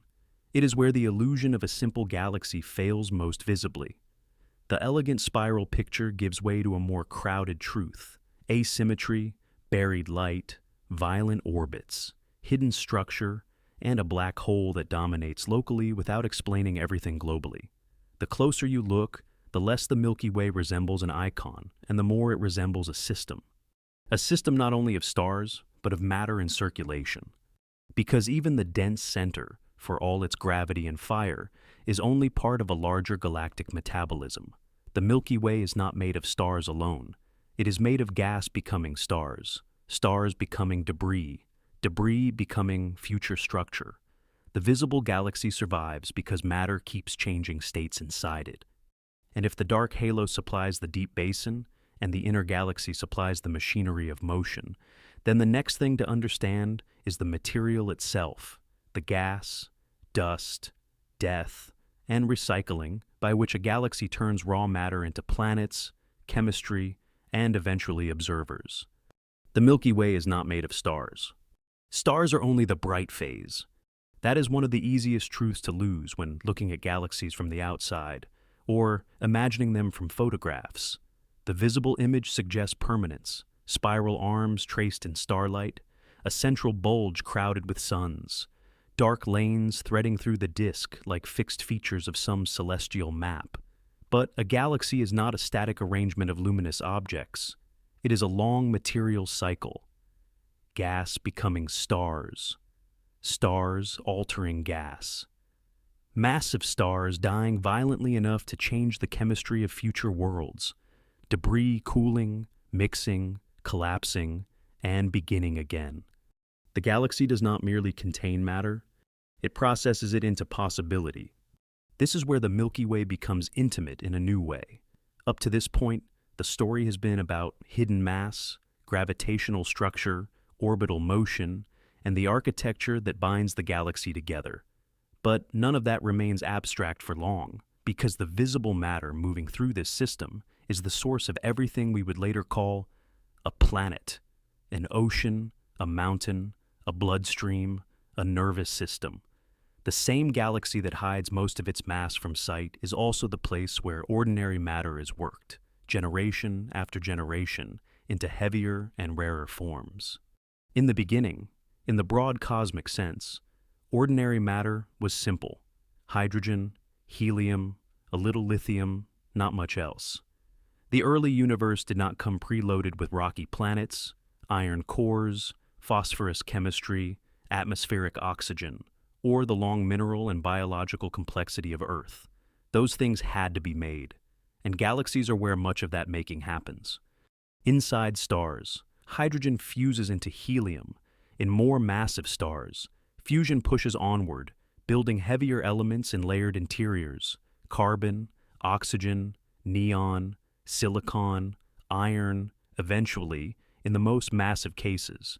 But fusion alone does not distribute these materials. For that, stars have to shed or explode. They have to return processed matter to the larger galactic medium. They have to die into the galaxy. That is why a galaxy is not merely a collection of stars. It is a chemical engine. And the Milky Way has been running that engine for billions of years. Across the galactic disk, cold molecular clouds drift and gather. These are some of the darkest regions in visible light, not because they are empty, but because they are dense with gas and dust. They absorb starlight. They hide what is inside them. Yet inside such clouds, gravity can slowly begin to win.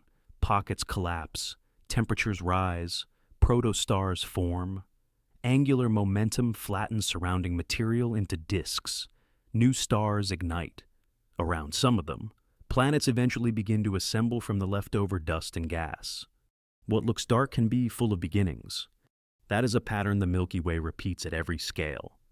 The same galaxy whose outer halo is dominated by unseen mass also contains visible clouds so dense that they hide their own fertility. Darkness in astronomy is rarely simple absence. Sometimes it is invisibility, sometimes obscuration, sometimes the raw material of future light. When massive stars form, the galaxy changes faster. These stars live briefly and burn with astonishing violence. Their radiation carves cavities into nearby gas. Their stellar winds push matter outward. Their ultraviolet light ionizes surrounding regions, causing great nebulae to glow. And when the largest of them die, they do not fade politely. They explode as supernovae, flooding nearby space with energy, shock fronts, and newly forged heavy elements. On human scales, an explosion sounds like destruction. On galactic scales, it is also inheritance. Because without those deaths, the Milky Way would remain chemically primitive. There would be hydrogen and helium and much less else. No iron in planetary cores, no calcium in bones, no silicon-rich rocks, no oxygen-rich atmospheres shaped the way ours was, no carbon chemistry at the complexity life seems to require. The death of stars is not a side story in the galaxy. It is the reason the galaxy becomes materially interesting. We are not just in the Milky Way. We are made from what the Milky Way recycled. That sentence is common enough now to risk sounding soft. It is not soft. It is physically severe. It means that every atom in your body heavier than hydrogen was forged by earlier astrophysical processes long before Earth existed. Some in the cores of stars, some in supernova explosions, some perhaps in other extreme events such as neutron-star mergers, which help produce certain heavy elements. The details vary by element. But the larger truth does not. The galaxy had to age chemically before rocky planets and living chemistry became possible. And aging chemically requires retention. This is where the earlier story about mass returns with full force. A galaxy can only keep reusing its matter if enough of that matter remains gravitationally bound.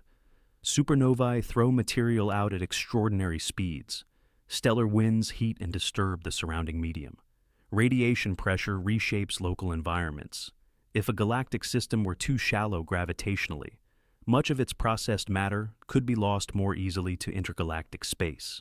The Milky Way's depth helps make recycling on galactic scales possible. Not perfectly, not all material is retained, but enough is. Enough for history to compound. Enough for one generation of stars to enrich the clouds that form the next. Enough for metallicity, the astronomers' broad term for the abundance of elements heavier than hydrogen and helium, to rise over time in many galactic environments. Enough for the sun to be born in a universe already enriched by earlier stellar lives. The galaxy keeps the dead close enough to become useful. That is the colder, more exact way to say it. And that is why the interstellar medium matters so much. The phrase sounds clinical, almost forgettable, but the interstellar medium is one of the great hidden protagonists of galactic existence. It is not empty space between stars.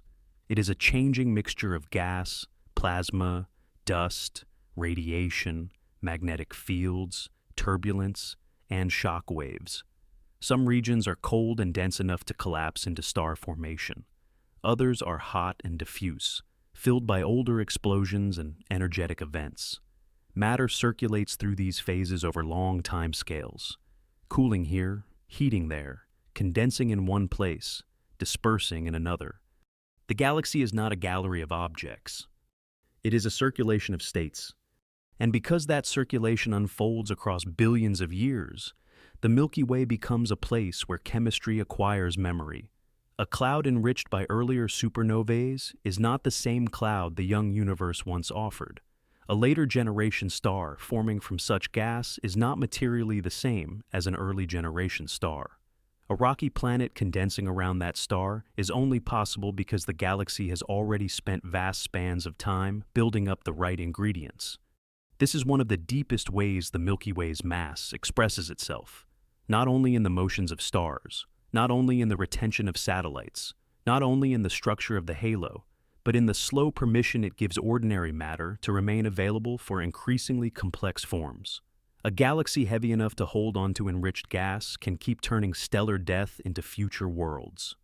Mass gives the galaxy continuity. Chemistry makes that continuity tangible. That is why the disk, for all its visual splendor, should also be thought of as a recycling system. Spiral arms are not simply decorative swirls. They are regions where density patterns and gas dynamics help organize star formation. Molecular clouds gather and collapse. Young blue stars briefly illuminate their birthplaces. Massive stars die and tear those environments open again. Dust forms, survives, and participates in future collapse. Planetary systems condense in the margins of these events. The disk glows because it is metabolically active. And yet even here, visible beauty can mislead. A glowing nebula looks like a finished thing. In reality, it is often a transient phase in a longer process. A bright star cluster feels stable in an image, but its most massive members are already racing toward short, violent ends. A quiet cloud can be a future nursery. A supernova remnant can be both aftermath and seed. The Milky Way is full of structures that are better understood as verbs than nouns. Forming, burning, shedding, cooling, mixing, collapsing, beginning again. The galaxy survives by changing, which means the visible Milky Way is not only less than the whole, it is also less fixed than it seems. The stars overhead suggest permanence because human life is brief. But from the galaxy's point of view, the visible disk is a long but restless ecology of matter in transition. The sun itself, stable by human standards, is only one middle-aged participant in this larger cycle.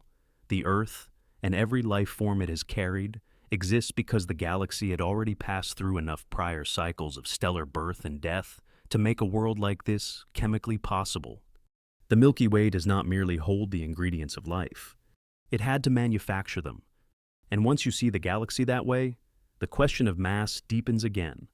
Mass is not only what keeps stars moving too fast in the outskirts, it is what allows the long retention and reprocessing of matter in the disk.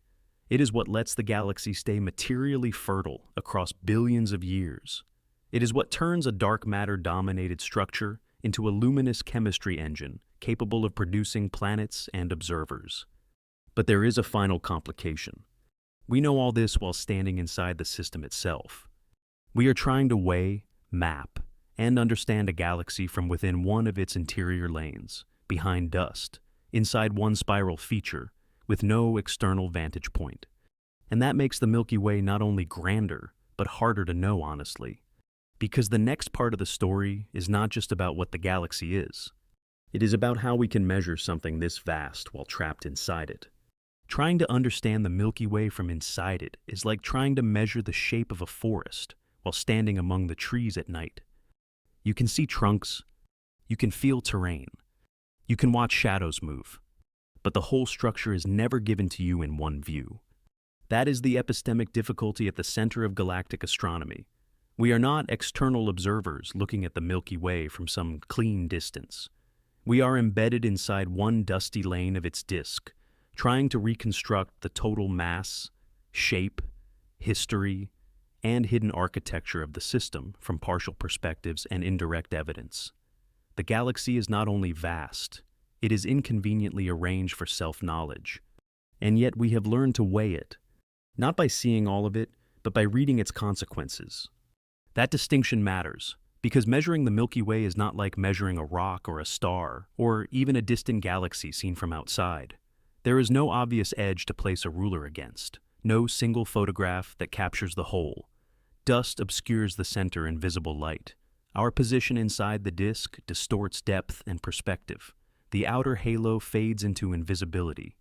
Even deciding what counts as the Milky Way depends on whether you mean the bright stellar disk, the gas, the bulge, the satellite population, the stellar halo, or the larger dark matter halo that dominates the mass budget. The galaxy does not offer itself as an object. It has to be reconstructed as a field of inference.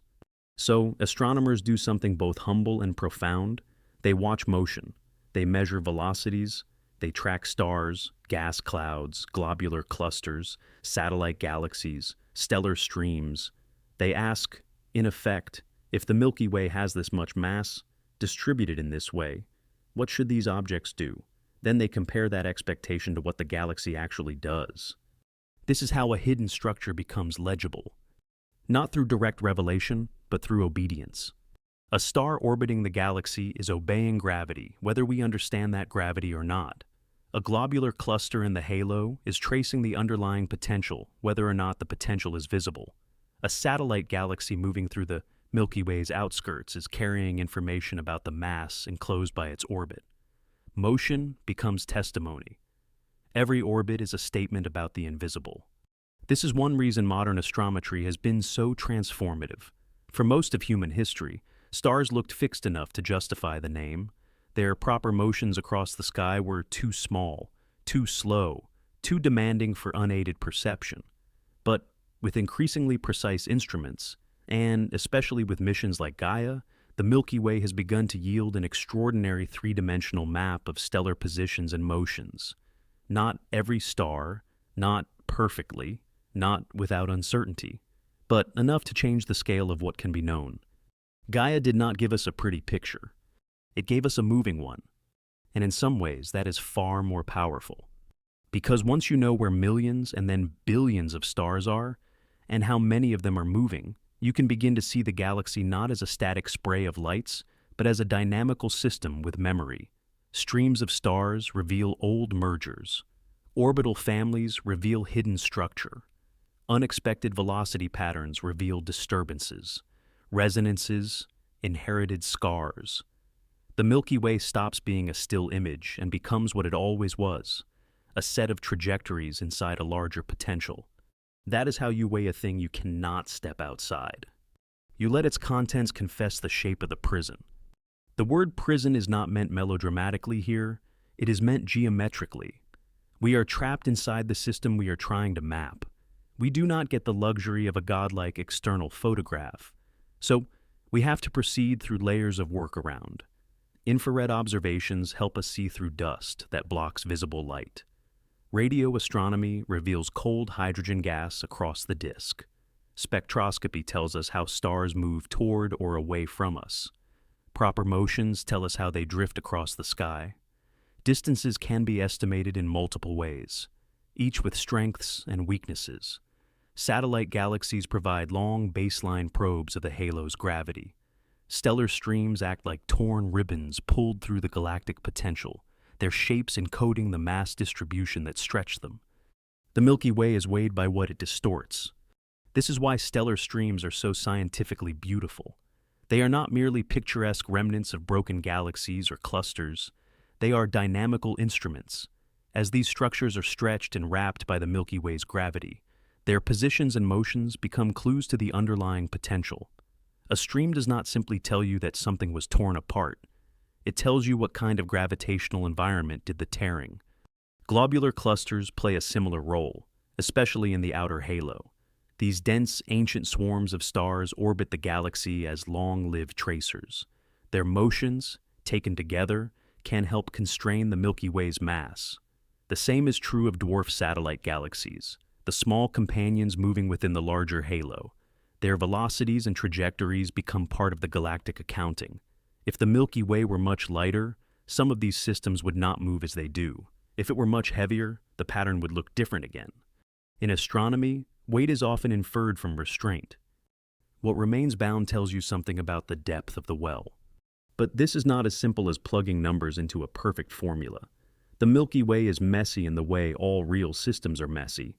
Motions are not always clean circular orbits. Histories matter. Interactions matter. Some objects are falling in for the first time. Some are remnants of old mergers. Some are responding to structures like the galactic bar.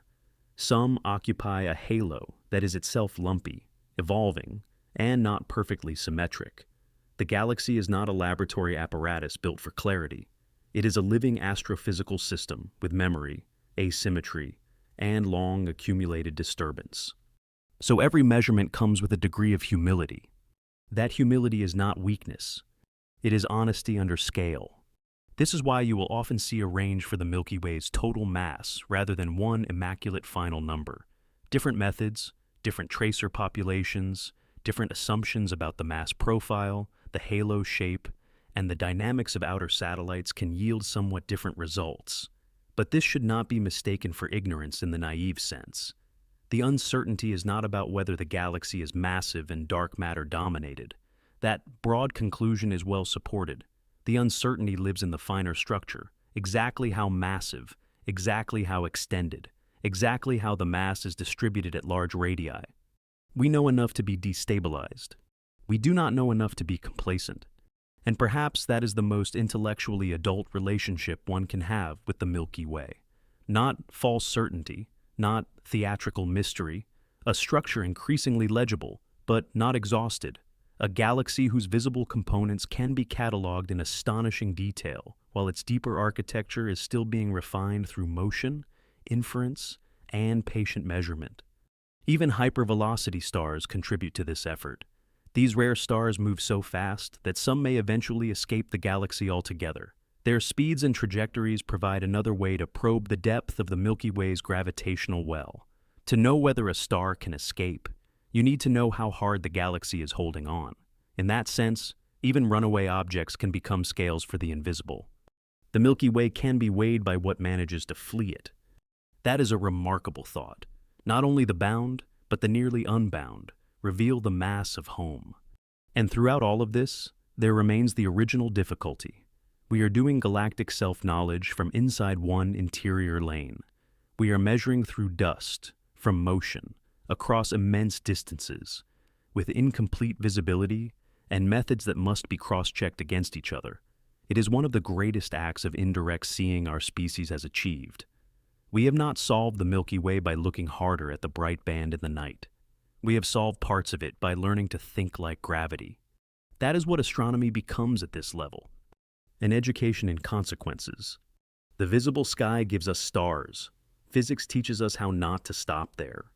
And the more carefully we weigh the Milky Way, the more we discover that it is not a finished static structure whose mass can be discussed as though it were a settled monument.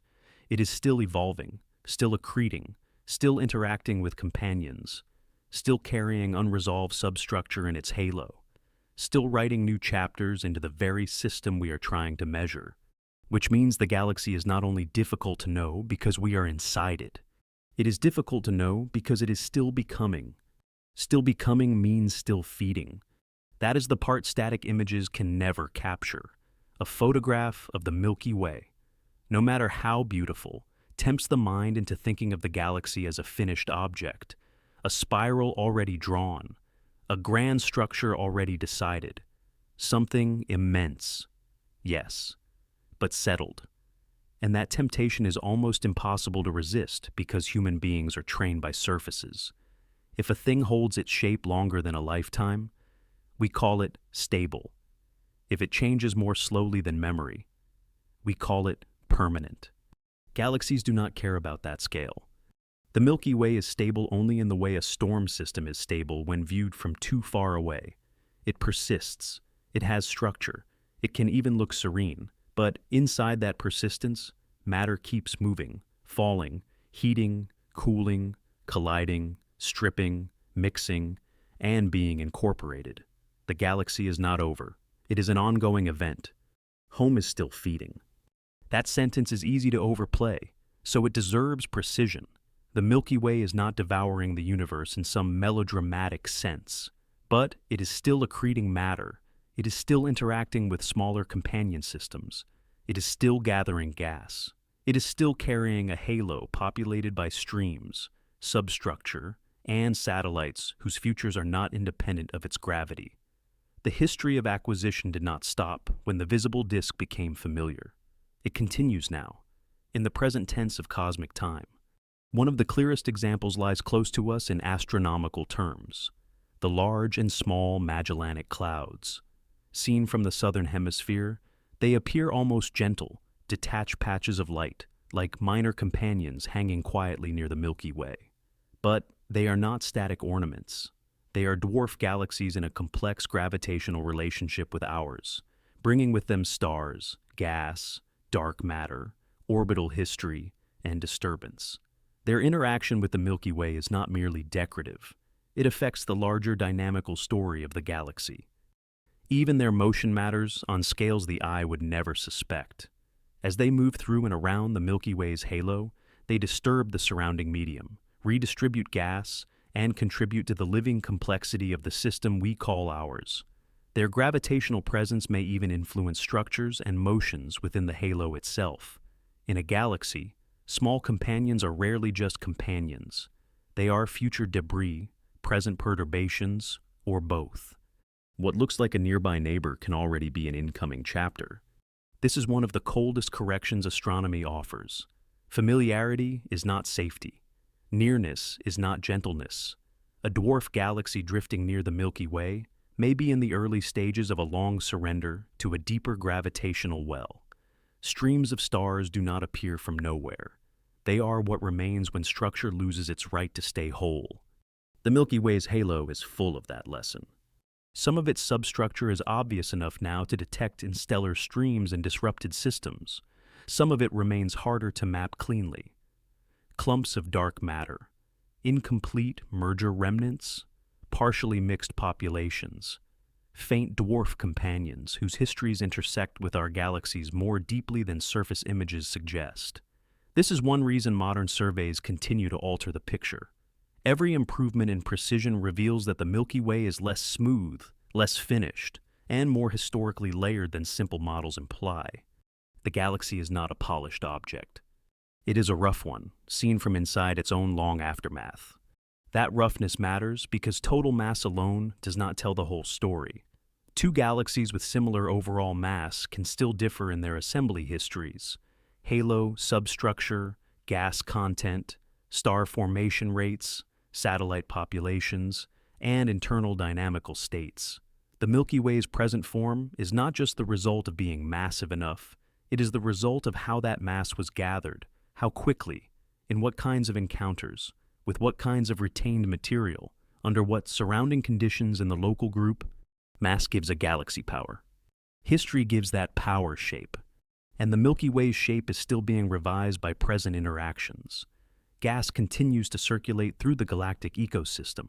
Some of it cools into clouds. Some is heated and stirred by stellar feedback. Some may arrive from the halo or from interactions with companions. The exact flows are complex, and astronomers are careful not to oversimplify them, but the larger truth is secure. The galaxy has not closed its accounts. Matter is still entering, leaving, cooling, heating, condensing and being redistributed. This is part of what makes a galaxy feel so much more alive once you stop thinking of it as a star map. A map suggests fixed locations. A galaxy is closer to a weather system, a memory field, a machine of retention and rearrangement.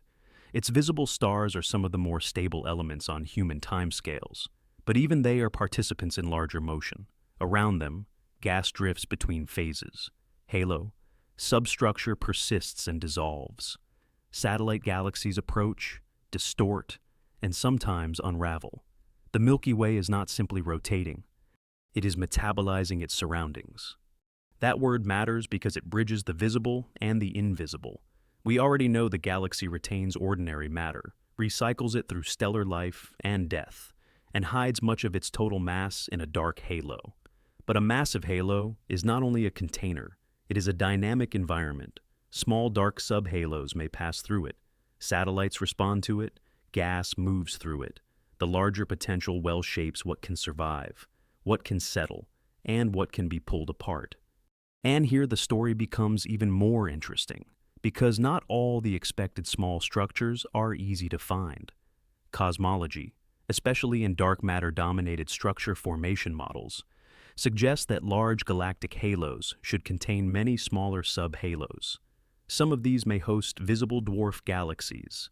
Some may be nearly or entirely dark, containing little or no star formation. This leads to one of the subtler tensions in modern galactic astronomy. The universe may contain more small-scale structure around galaxies like ours than visible satellites alone would suggest. The halo may be crowded in ways light does not report. That does not mean every discrepancy is solved or every model is finished. Small-scale cosmological questions remain active areas of research.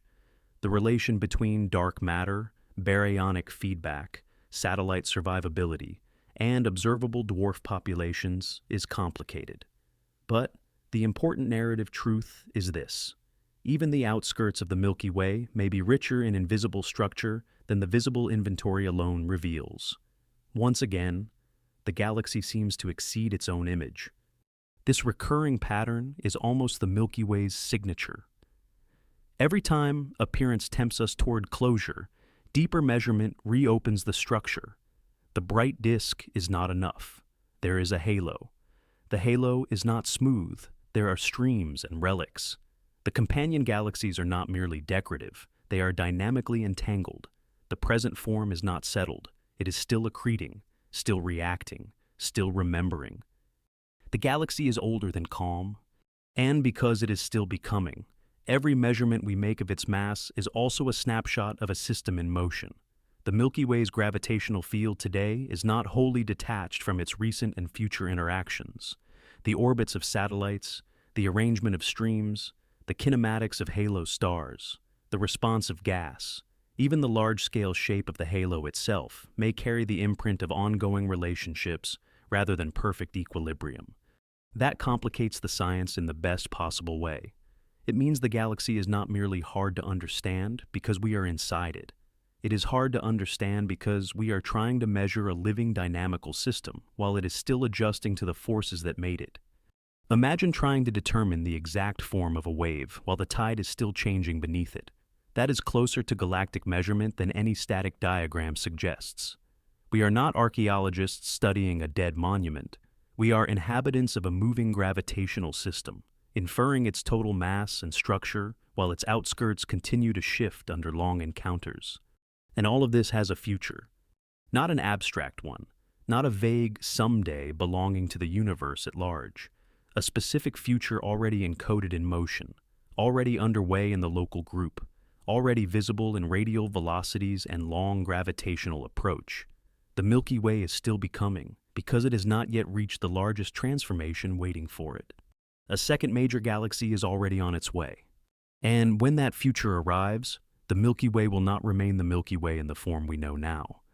It is difficult to make the future of the Milky Way feel real, because the timescale is so enormous that the mind automatically files it under abstraction. A few billion years sounds less like an event and more like a dismissal. Too far away to matter, too large to feel. But astronomy has a way of making even distant futures feel strangely immediate once motion is involved. And in this case, the motion is not hypothetical. Andromeda is coming.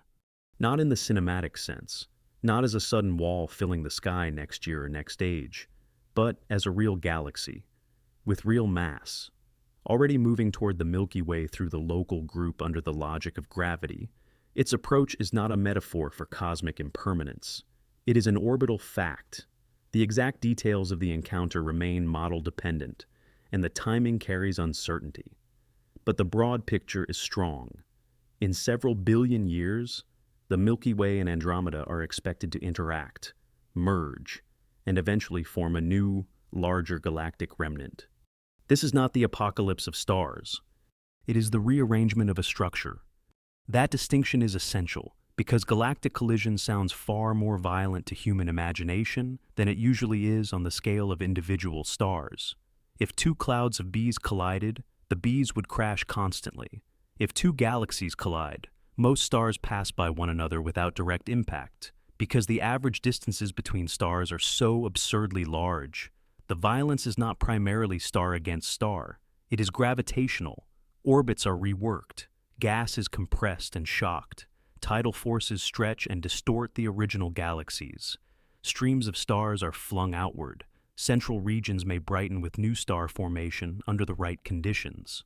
Over long spans, the original disk structures are destroyed and replaced by a different kind of galactic body. So when Andromeda meets the Milky Way, the stars of both systems will mostly survive. The galaxies, as galaxies, will not. That is the harder sentence. Because what we call a galaxy is not merely its contents.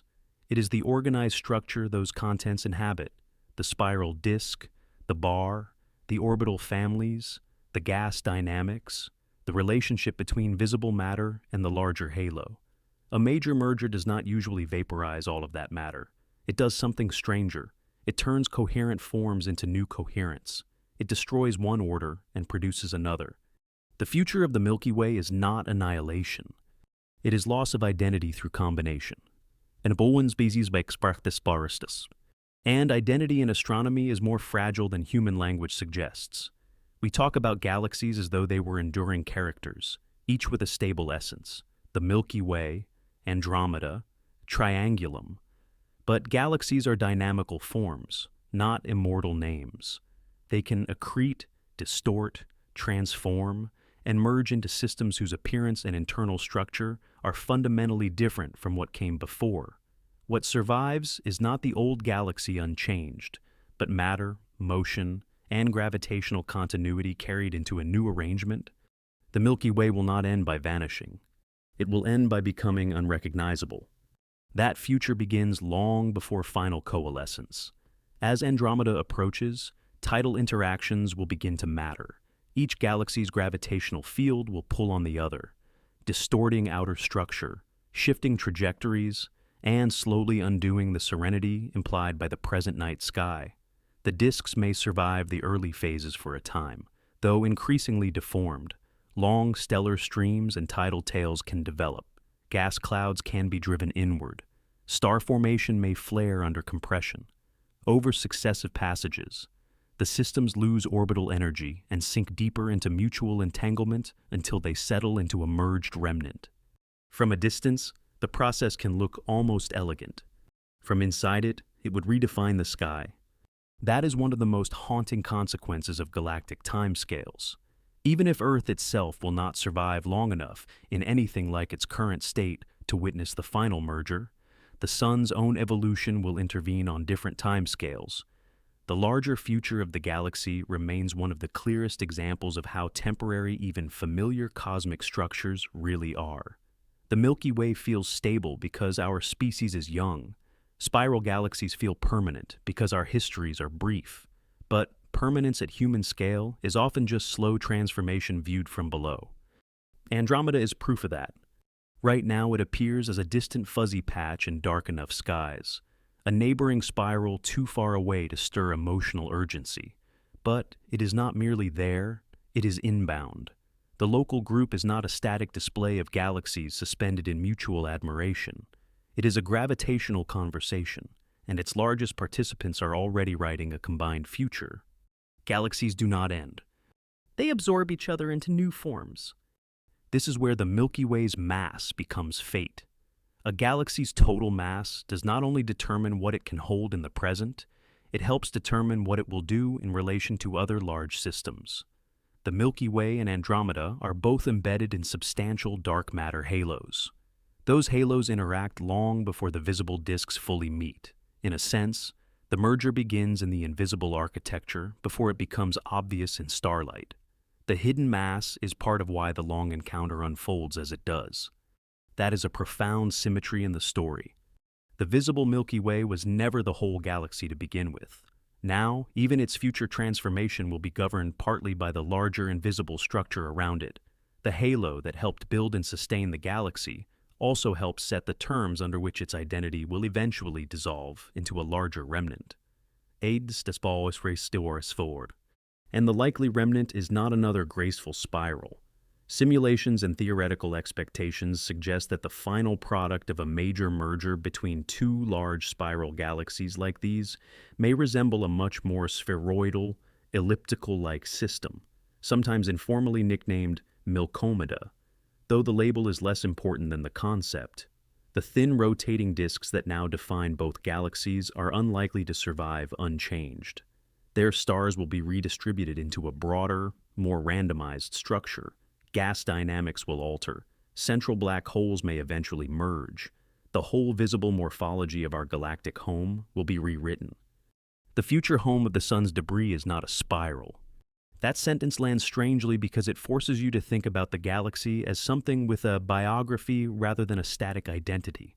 We live in the Milky Way during its spiral phase, during a period when its disk remains coherent, its arms remain meaningful, its inner bar organizes motion. Its halo stores a long merger history, but has not yet presided over the system's largest known transformation. This is not what the galaxy has always been, and it is not what it will always be. We inhabit one chapter of a larger structure's self-change. And perhaps that is the most emotionally serious thing about galactic mergers. They do not merely show us that the universe is violent. Plenty of phenomena already do that. They show us that form itself is conditional. Even vast systems that seem ancient and self-contained are passing arrangements. Their reality is lawful, but not fixed. Their beauty is stable only relative to our brevity. Which means Andromeda is not simply the next big event in the Milky Way's story. It is the final argument against treating our current sky as permanent. If the galaxy that shaped the sun, hosted Earth, and carried every human history can be transformed beyond recognition by a future merger, then the Milky Way is not a cosmic background at all. It is a temporary structure in a longer chain of temporary structures. Massive, yes, enduring, by human standards. Absolutely. But not exempt from the deeper rule that governs almost everything in astronomy. Persistence is real, and so is eventual reconfiguration. That is what makes the merger feel less like spectacle and more like philosophy. It tells us something severe about the universe. Not that nothing lasts, which is too cheap. Things do last. The Milky Way has lasted long enough to make us. But what lasts often does so by changing shape, incorporating other things, and eventually surrendering its own form to a larger continuity. The galaxy does not promise us permanence. It promises us process. And once you see that clearly, the Milky Way's mass stops being a local curiosity. It becomes one expression of a deeper cosmic pattern. The same invisible matter that dominates our galaxy's architecture also helps shape the formation and evolution of structure throughout the universe. Which means the Milky Way is not only our home, it is a local case study in how the universe builds almost everything large. Which means the Milky Way is not only our home, it is evidence. That may be the deepest turn in the whole story. For most of this descent, the galaxy has been getting larger, darker, less intuitive, and more structurally severe.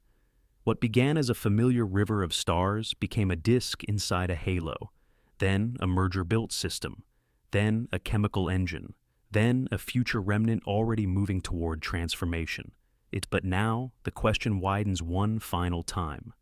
Because if the Milky Way is governed by hidden mass, If its visible matter is only the bright fraction inside a much larger invisible structure, then our galaxy is not a special exception that happens to be strange. It is a local example of how the universe works. The Milky Way is not weird in isolation. It is typical in revelation. That is what gives dark matter its real philosophical force. Not merely that it solves one galactic puzzle, not merely that it helps explain why stars in the outskirts move too quickly, not merely that it supplies the hidden halo around our own system. Those are already profound, but the larger implication is harder. The same invisible component that seems to dominate the Milky Way's mass also appears to shape structure on much larger scales across the universe.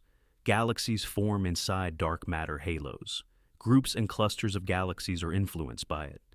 Large-scale cosmic structure seems to have grown along a hidden scaffolding that ordinary matter later fell into. In other words, the Milky Way is not only embedded in dark matter, it is one visible condensation inside a universe that may be organized by it. That is a much colder statement than the usual language of cosmic wonder. It does not flatter the eye. It does not let visible beauty remain fundamental. Instead, it suggests something more severe. The glowing universe may be the surface expression of a deeper invisible architecture. Ordinary matter, stars, planets, dust, gas, bodies, instruments, cities, blood, language, may be the bright minority hanging inside a much larger framework that does not shine. The luminous universe may be what happened inside an invisible frame. That is not empty metaphysics. It is the disciplined consequence of multiple lines of evidence pointing in the same general direction: cosmology, galaxy dynamics, gravitational lensing, cluster behavior, and structure formation. All converge on the conclusion that ordinary baryonic matter is not the dominant matter component of the cosmos. The exact fundamental nature of dark matter remains unknown. That uncertainty is real and should remain real. There are hypotheses, there are constraints, there are experiments, there are models more favored than others. But the identity of the missing mass is not yet settled in the deepest particle physics sense. And that is precisely what makes the subject so intellectually honest. We know enough to see the outline. We do not yet know what fills it. That combination is rare and powerful.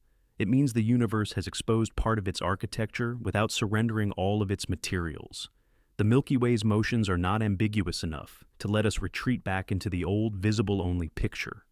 The halo's gravitational necessity is too structurally important. The broader cosmological context is too convergent. Something like dark matter, or some comparably deep revision in how gravity behaves on large scales, is required by the evidence. But evidence does not automatically dissolve mystery. Sometimes it sharpens it. The Milky Way, in that sense, is not merely a home galaxy. It is a wound in common sense, because it tells us that one of the most immediate and visually beloved objects in human experience, the bright band of the galaxy itself, is not enough to describe what it is.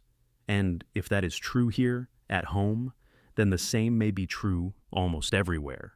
Not in exactly the same proportions, not in identical assembly histories, but in the general structure of cosmic reality. Light traces where ordinary matter has gathered and ignited. It does not necessarily map the full gravitational truth of the universe. This is where the older, simpler idea of astronomy begins to die. The old idea imagined that better telescopes would gradually reveal more and more of what was already there in visible form. More stars, fainter nebulae, more distant galaxies. And that has happened. But a deeper lesson emerged alongside it. Better instruments did not merely reveal more light. They revealed the inadequacy of light as a total inventory. Seeing farther was not enough. We had to learn to think beyond seeing. That is the real intellectual maturation the Milky Way forces on us. A galaxy is no longer just a visible object to be admired and catalogued. It is a layered system in which the visible and the decisive can diverge. The stars matter. The gas matters, the dust matters, chemistry matters. Life depends on all of the ordinary matter, but the largest structural truth may belong to what ordinary matter is falling through, orbiting inside and responding to. Dark matter if that is indeed the correct dominant framework, is not simply one more thing in the galaxy. It is the invisible condition for the galaxy's visible existence. That sentence must be handled carefully, because overstatement would betray the science. Dark matter does not explain every feature by itself. Ordinary matter has its own rich and complicated physics.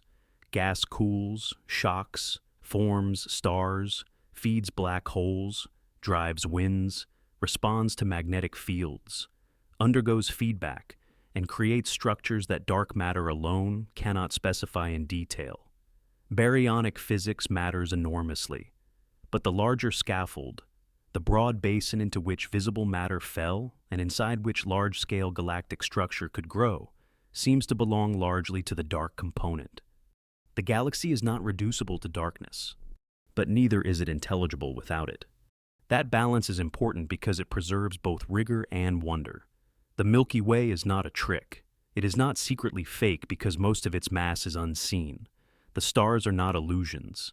The nebulae are not decorations pasted onto something real underneath. The visible galaxy is real, gloriously real, but it is not self-sufficient. It is what ordinary matter became inside a deeper gravitational order. And that order is not local. This is the wider cosmological consequence. If you zoom outward far enough, the universe's grand structure, filaments, clusters, galaxy populations, the growth of cosmic web-like patterns over time, appears to require exactly this kind of hidden mass component. The Milky Way is one knot in that larger system, one luminous concentration inside a universe whose large-scale development seems to have been guided by something the eye would never find on its own. Home is built the way the cosmos is built. That is why this question, which began as a question about one galaxy's mass, ends somewhere much stranger. The Milky Way is not simply a giant object we happen to live inside. It is one local window into the general rule that reality may be organized by structures more fundamental than appearance. The mismatch between perception and truth is not an accident confined to one object. It may be one of the universe's operating principles. And that is a hard thing for the human mind to metabolize. We are creatures of surfaces, edges, colors, visible motion. We trust what glows. We trust what rises into form. We trust what can be outlined. The Milky Way breaks that trust without rendering it useless. It teaches a more adult lesson. Appearance is not false. It is incomplete. The visible world is not a lie. It is a partial confession. What shines is real. What governs it may not shine at all. That line is the real inheritance of this entire subject. Not merely that the Milky Way is massive, not merely that most of its mass is hidden, but that the universe may be lawful in ways that systematically exceed the senses that evolved to navigate local life on one planet. Science, at its best, is what lets us survive that humiliation without retreating from it. It gives us a way to read consequences, trust equations when the eye fails, and accept that reality need not resemble its first image. The Milky Way is one of the places where that acceptance becomes unavoidable. Because once you know what the galaxy is made of, and what it is not visibly made of, the night sky can no longer be experienced in quite the old way. The band remains beautiful, but it no longer feels complete. It feels like a disclosure, with most of the disclosure missing, a bright trace of an underlying structure that continues far beyond the part light can name. And if that is what our own galaxy is, then perhaps the final task is not to solve the night sky once and for all. Perhaps the final task is to return to it honestly. To look again at the Milky Way not as a river of stars alone, but as the luminous inner surface of something far larger, darker, and more structurally true. Because the last thing left is the image we began with. And it no longer means what it used to. And that is why the Milky Way looks different once you truly know what you are looking at. Not visually, at first. The band across the sky does not rearrange itself for your understanding. It remains what it always was to the eye, pale, scattered, almost soft, a long wash of light crossing darkness, dust riven in places, thickening toward the center, fading toward the edges, beautiful enough to make language feel late. But the meaning is no longer the same, because now the old image has been stripped of its innocence. The first time a human being looked up and saw that river of stars, it could still be mistaken for a phenomenon of light, a heavenly streak, a luminous road, a celestial ornament laid across the night. Even later, once astronomy became more precise, it could still be imagined as the visible body of our galaxy, a vast stellar disk, difficult to comprehend but ultimately legible in the term sight prefers. That was never false. It was just incomplete, and incompleteness, once exposed, changes everything. Because the Milky Way is not merely what appears above you, it is not only the unresolved stars packed into the plane of the disk. It is not only the central bulge hidden behind dust.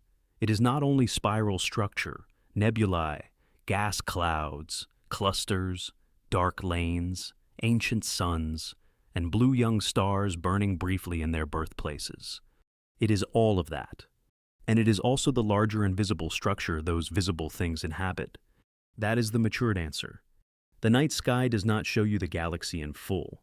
It shows you the readable fraction, the part ordinary matter permits light to confess, the part your senses can inherit without help.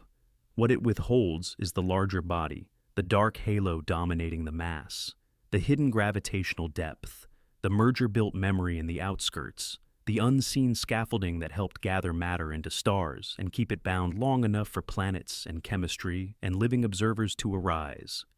What crosses the sky is not the whole of home. It is only the part of home that shines. That line belonged to the beginning. Now it means more, because by this point, the Milky Way is no longer just our galaxy in the sentimental sense. It is no longer merely the star system of all star systems around us, the larger city of suns that happens to contain the sun. It has become something harsher and more exact, a gravitational structure around 1 trillion solar masses in scale, a visible disk nested inside a much larger dark halo, a system built through retention, recycling, and acquisition, a galaxy whose stars testify to hidden mass, whose halo stores the remains of consumed companions, whose future includes the loss of its current form in merger with Andromeda, and whose deeper architecture reflects a pattern that may govern much of the cosmos itself. The Milky Way is not just where we are. It is a demonstration of how reality hides its foundations. That is the true residue of the question. How massive is the Milky Way? The literal answer matters, roughly on the order of 1 trillion solar masses, with real uncertainty in the exact number and distribution. That scientific caution remains important. Precision matters, honesty matters, the structure is still being measured, and the edge of our knowledge should remain visible wherever the evidence is still incomplete. But the deeper answer matters more. The Milky Way is massive enough that its visible stars do not define it. Massive enough that most of its gravitational reality is hidden from sight. Massive enough that the bright band in the sky is only the thin inner glow of a much larger dark architecture. Massive enough that our solar system, and every life ever lived on Earth, has unfolded inside a structure whose dominant substance we infer more from motion than from light. And once you understand that, the galaxy becomes strangely quieter, not less beautiful, more severe. The usual language of cosmic awe often becomes louder as the subject grows larger, more adjectives, more grandeur, more insistence that the universe is unbelievable, overwhelming, mind-bending, impossible to comprehend. But the Milky Way does not need any of that once its real structure settles into the mind. In fact, the truer emotional response may be the opposite, a kind of hush. Because the most destabilizing thing about the galaxy is not that it is spectacular, it is that it is lawful. The stars move this way because unseen mass is there. The halo extends because gravity demands it. The visible disk forms because ordinary matter falls into a larger well. The galaxy grows because smaller systems are captured and absorbed.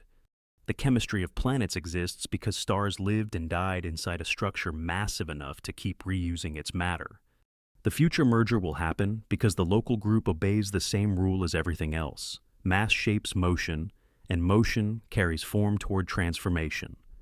Nothing in this story is arbitrary, and that may be more haunting than chaos, because it means the universe does not hide its truth out of malice or mystery for mystery's sake. It hides it because truth and appearance are not built to coincide. The galaxy is not deceptive in any active sense. It simply does not care whether a primate nervous system mistakes brightness for importance. The Milky Way glows where ordinary matter glows. Gravity governs where gravity governs. If those two maps do not match, then the burden falls on us to learn the difference. That is what science has done here. Not conquered the galaxy. Learned how not to stop at the first image. That is a much humbler achievement, and a greater one. To look at the Milky Way honestly now is to feel two realities at once. The first is still immediate and human, the ancient emotional force of a dark sky cut by starlight, the sense of scale, the silence, the instinctive understanding that the world above you is older and wider than anything daily life admits. That experience remains intact. Science does not ruin it. It gives it a truer object.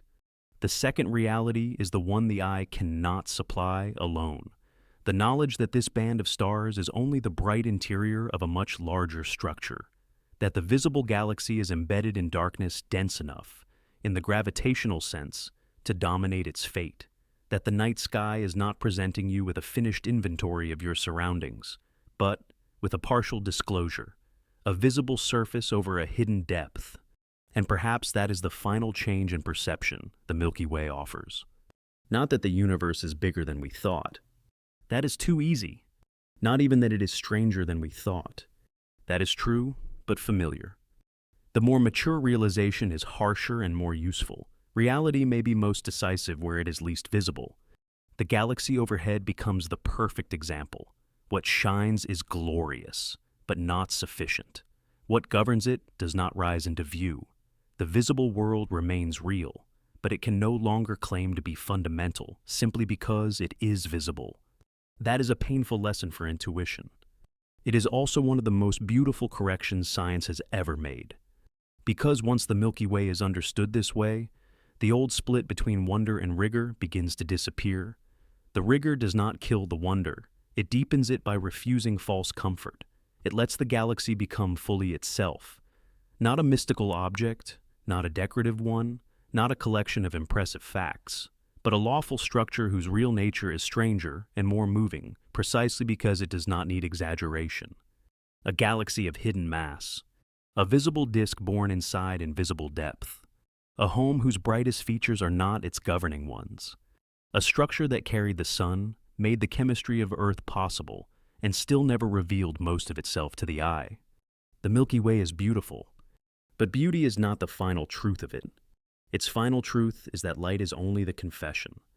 And when you stand under a dark sky after knowing all of this, the band overhead no longer looks like a river. It looks like a scar of brightness drawn across something vast enough to stay mostly dark.